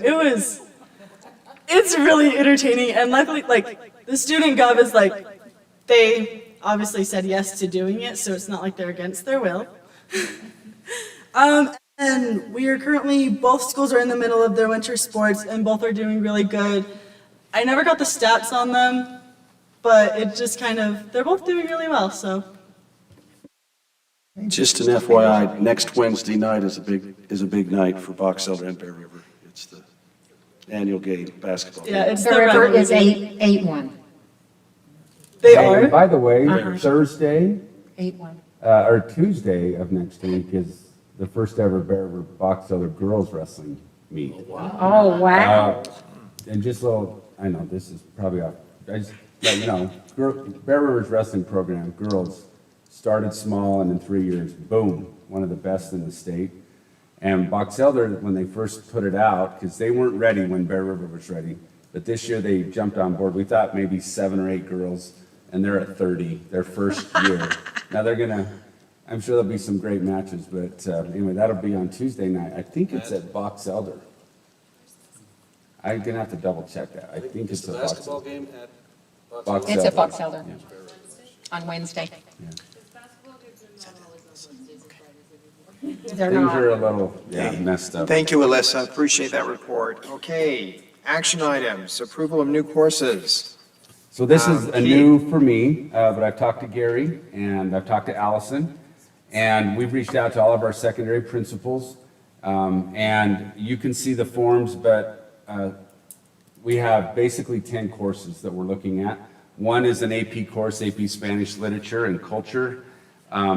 One is a entrepreneurship, it's a current enrollment course. Then we have 6 CTE courses. And Allison was going to give me maybe a little bit more information about, but these kind of help complete pathways. These are courses that are at the end of the funnel that we need to get to.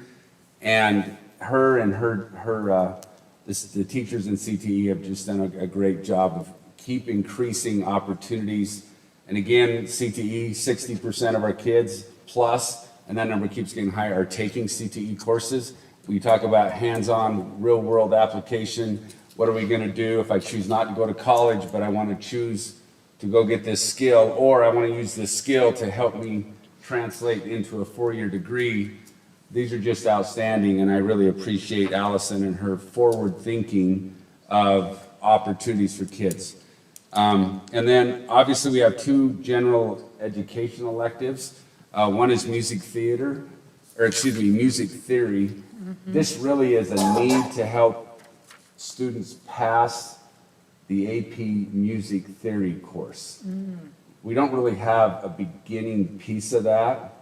We have music appreciation, which we appreciate music, but we don't necessarily learn the basics or the theory of music. And so our new choir teacher at Box Elder High, who's a college professor, before he moved from Florida here, would like to initiate that to help strengthen our students' ability to pass that. And then we have a history of American film.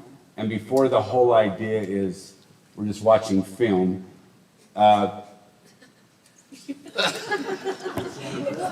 don't know. It's funny. But he has, no, there's lots of great topics, but we'll use film, watch movies. Did I say watch film? There's nothing wrong with watching a movie, but the whole trimester would be watching movies. I took that college course, I'm just saying. Anyway, I think it's going to be a great analysis of it. We felt like, now as you're going to, just real quick, anytime you offer a new course, it's not like we have 11 new teachers or 10 new teachers. So there's always a risk. And by the way, when we approve courses, we don't just approve them for Box Elder or Bear River. We just say they're Box Elder School District. We assign them a code that the state uses so that they can enroll kids. Obviously, they have to hit a level. They think there's interest, but not necessarily. So if I go with this new course, then they're not taking another course. So there's always a balancing act of how much do you offer and is it legit? If we only have 7 kids in the program, it's really hard to justify an FTE for that particular course. So we've instructed our principals, if we can get to, just so you know, secondary, high school is staffed 28-1. Elementary's 25, intermediate's 26, and middle's 27. So we gotta have somewhere around 25 to 32 kids take a course. Where it gets sticky is if 37 take it. So we're gonna have 2 18s. Well, when you have 2 18s, then those other kids have gotta go somewhere, and it's the same discussion we've had with DLI. So we would recommend the board approve these 10 courses. Just know of your approval, we'll go through the state requirements to get, core credit, CTE credit, all that stuff's gonna work. We might not fill the courses, but they think they can, but when you fill a course, they're not taking something else. And that potentially has HR staffing complications. But with that said, I will entertain any questions before I make a motion, or at least I make a recommendation. So I just have a question, like, we've added courses over the years, and 10's quite a few of what we've had, and you kind of addressed my concern is like staffing. Do we ever take away courses? Yeah. Because, and is it, I mean, we don't approve, like, they just don't, because I just have seen some very low numbers in some of my kids' classes. I don't want to. Great question. And that is something you have to be really, it's all about opportunity.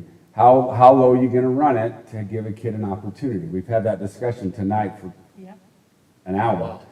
And that has to be a balance. But a principal gets so many sections. They take how many enrollment they have, and they divide it by 28. Anyway, well, they take their enrollment, times it by 18. And then divide by 28, because they have 18 classes kids get to take. And that's their sections. And how they use those sections is up to the principal, their team, and they decide what's the best way to staff our school. There are difficult choices. But to your question, we have classes that you've all approved over the last multiple years that aren't even in circulation anymore. We don't come back and say we'd like to take those off. We just know that they've been approved once, and if there was an interest, we would continue to strengthen if we see a niche. Obviously, kids, what they're interested in now is not necessarily what they're interested in. I mean, gaming, was that ever, what would that be? Yahtzee? Okay, but now we've got much higher vantage point, and so I really believe this is a good place. All of these courses are state approved. And it gives kids opportunities, but you only get 18 of them, and some courses. But anytime you offer this, the balance is, it could affect art, it could affect elective teachers. It's not going to affect math, language, art, science, geography, history, It's not going to affect them because those are all part of the, 30 graduation credits, right? But it is going to affect elective choice, and that's tough. And so principals have to make tough decisions on what do we offer. And sorry, that was a great course. We only had 7. You're going to have to go to B, and maybe we'll try next year. So does that answer your question? Just to come back to what you said. So by approving these courses, they will only run if they have a minimum of 25. Is that right? You said 25 to 30. That's the rule that I'd say. Or if a principal feels so strongly that they want to run this class at 20, maybe they're going to use TSSA or School Lands Trust funds, although it would be hard to say that was the highest academic need. TSSA funds Depends how good your Yahtzee to is. potentially offer it as a productivity and not one of the sections that Mark's going to give them based on our enrollment figures. I'm excited about this because we're hearing that kids are not excited about our class offerings that are getting out early and taking home release. And to me, these look like really reasonable classes that kids would say, I could take this and I could fill this. And I think it would keep more of our kids on campus. And That give is them our some- hope. And give them some choices. That is our hope. I thought they were great I'm not classes. sure that is the variable. It could be graduation requirements. Total might be the variable. But I would move and recommend to the board that you would accept this, recognizing that maybe not all 11 or 10, excuse me, will be in circulation next year, but they will be offered and then determined on need, staffing, all that complicated Sudoku that principals do. Some of these, if not most, or if not all, will be on the books for kids to take next year. President Hyde, I'd like to make a motion. I'd like to make a motion that we approve this evening the 10 courses mentioned for the 2024-25 school year. Connie second Archibald that. has made the motion, and I'll Danielle second that. Wright has made the second. Before we We're take a racing. vote, I think Alyssa had a comment. Yeah, I was gonna say with like the parent relief stuff, I was looking over the courses and I know there's a bunch of people who are gonna be interested in these. Like I can just pick at least like sophomores and juniors who are gonna be interested in these, especially the game development, I think will be pretty popular. Same with the concurrent enrollment entrepreneurship. Entrepreneurship's gotten bigger in the high school, at least for Box Elder. And I think if people know that they can get college credit for it now, that they'll take it. I'm jealous that you guys are doing it next year, so. Okay, thank you, Alyssa. Okay, we have a motion and a second. All in favor, say aye. Aye. Any opposed? Okay, President, just for clarification, who seconded it? Danielle. Okay, thank you. Okay. Okay, motion passes. Let's go to our policy review. We have first reading and second reading there. I called Superintendent Carlson earlier today with a lot of different questions. So I don't know where we're running late. If you want to take that into your policy for consideration for the second reading. I think if you wouldn't mind sending me those, because as I looked at my notes, I didn't do a very good job taking notes, but if you'll send it to me, I could bring it back for. There was 8 of them. 8 of them that had questions on. And on the first reading, yeah. I don't know, as superintendent and I talked, did you feel like that they were valid concerns? Well, the one I know, I asked Dave to look at about that, Yeah, policy 4200 regarding the deliverance of school lunch on the closed days. Yeah, that's incorrect. And so I've actually given Mark Taylor the wording in the state statute, so that'll be corrected. So the way it read, it looked like even if we had Correct. A snow day, we Correct. still have to provide school lunch. Yep. And There were weren't there 3 policies that we were not going to move on to first reading, that we decided to table and revisit at the next policy To meeting? get clarification on, I believe that's correct. I was only present for that one, so I did come down a I little thought late. 4200 was one of them. It was. anyway, those are the kind of questions I had on each one of them. So I will forward those to the superintendent, and I took my notes and I got looking at. for the sake of time, I won't bring them up here, but there was some ambiguity of Bring different them things. back in January. How's that? Okay? Okay, So you sounds don't good. need a motion for first reading then? You do not? So that was all in first reading, Karen? Okay, so we can approve second reading. Second? Okay, Nancy Kennedy has made the motion and Brian Smith the second. All in favor, say aye. Aye. Any opposed? Okay, motion passes. Okay, board discussion items. Julie, new board member orientation, Board of Education Code of Conduct, and Danielle Bright, board member commitments and ethics. And just Okay, so Sure. I'm gonna wax, no, I'm just kidding. Just going to short and sweet. So new board member, and whatever, you know what I'm talking about. We meet with the superintendent and the president, and there's also an opportunity by USBA to have some orientation. So it's a really valuable time to get out. And then the code of conduct basically says that And we didn't do that with Danielle, and that Oh. was kind of my fault. We should have done that when she first came on, but we didn't, so goofed up there, but we'll do better next time. Well, and they do have the USB, and I do think that, I remember when I became a board member, it was very valuable. I appreciate it, and I appreciate the continuing training I get from all of you, that when I'm not. And then the board education code of conduct is that we represent the board with honesty, integrity, dignity. We come to our meetings, we're loyal, we represent and understand the needs of our district, and we make sure that we are being proactive in letting know what's going on and staying on task of what we should be doing and using civility. So, how's that? Okay, perfect. Thank you, Julie. Okay, Danielle. All right, so I had board member commitments and ethics. There's a lot listed, but it's pretty much the standards of conduct placed in any elected officials, or that you hope are in all your elected officials. I feel like the board, we all meet them very well. There's not a problem here. Some that, the obvious ones of not, receiving compensation or having a conflict of interest with a business that is contracted by the board, and maintaining confidentiality of information, like personnel information, student information, or, what was the other one? Information obtained in executive sessions, stuff like that. So the other thing that I liked in here was support and allow administrators, teachers, and staff to function in their authorized capacities while holding employees responsible for carrying out the district's vision, mission, and goals in their respective roles.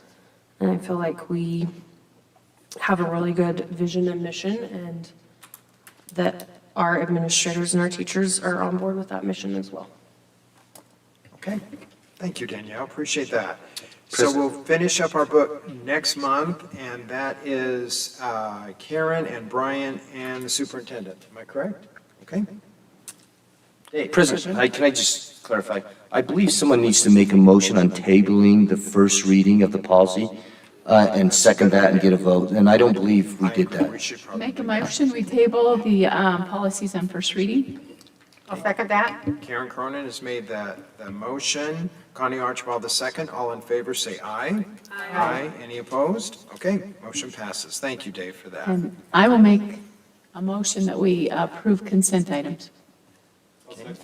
Karen Cronin made the motion. Brian Smith the second. All in favor, say aye. Aye. Any opposed? Okay, consent items have been approved. So any suggestions for future board meetings? I know we will be doing superintendent and business director evaluations and follow-ups this next month, so be aware of that. They'll be sending out a little survey and all those good things. Can I? And that will be coming shortly. Okay, so won't be, but it's not a board, but this DLI, we've got till the 15th, which is after our January board meeting. Will we be notified, and can someone just let us know? Did we make it or not make it? And That's a good idea. I'd just like an update before the February board meeting. Okay, good suggestion.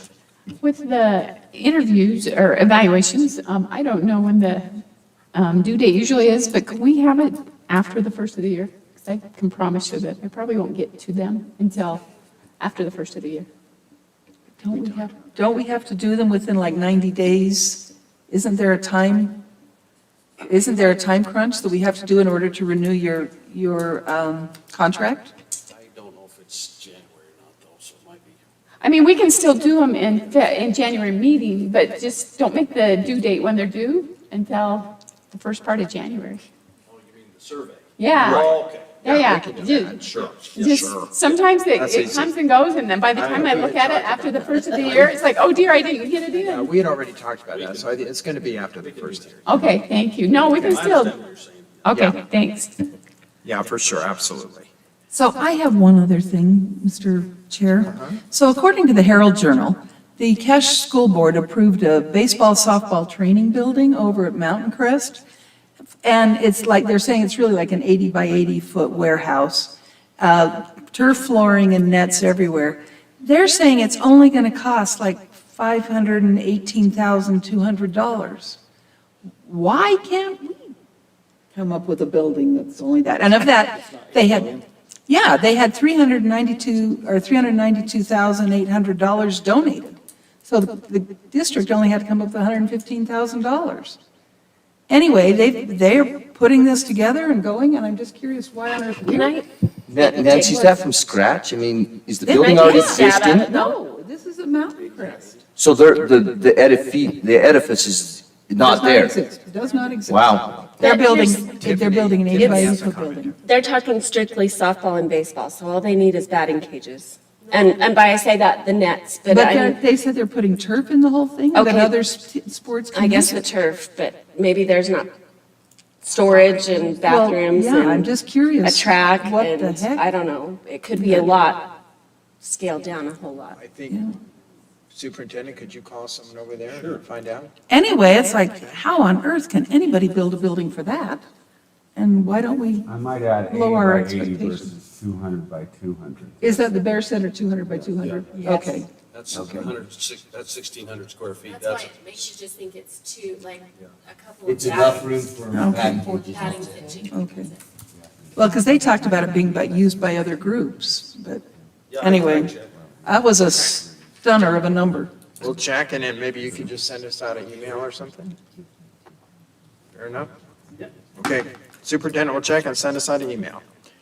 Okay, USBA conference, January 4th through 6th, and then we're going to have a work session on Wednesday, January 24th, from 6 to 7:30. That's to go over, bond, different things like that.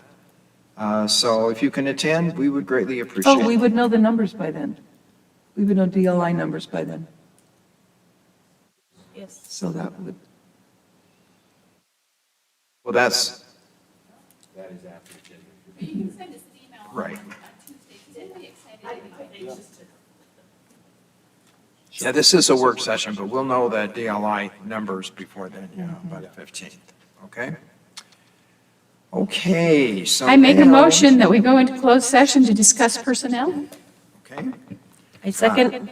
Okay, Karen has made the motion. Who made the second? Oh, Danielle made the second. Okay, let's do a roll call vote, starting with Karen Cronin, yes. Julie Taylor, yes. Tiffany Summers, yes. Wade Hyde, yes? Nancy Kennedy, yes. Brian Smith, yes? Okay, so we will go into closed session now. Should we go over?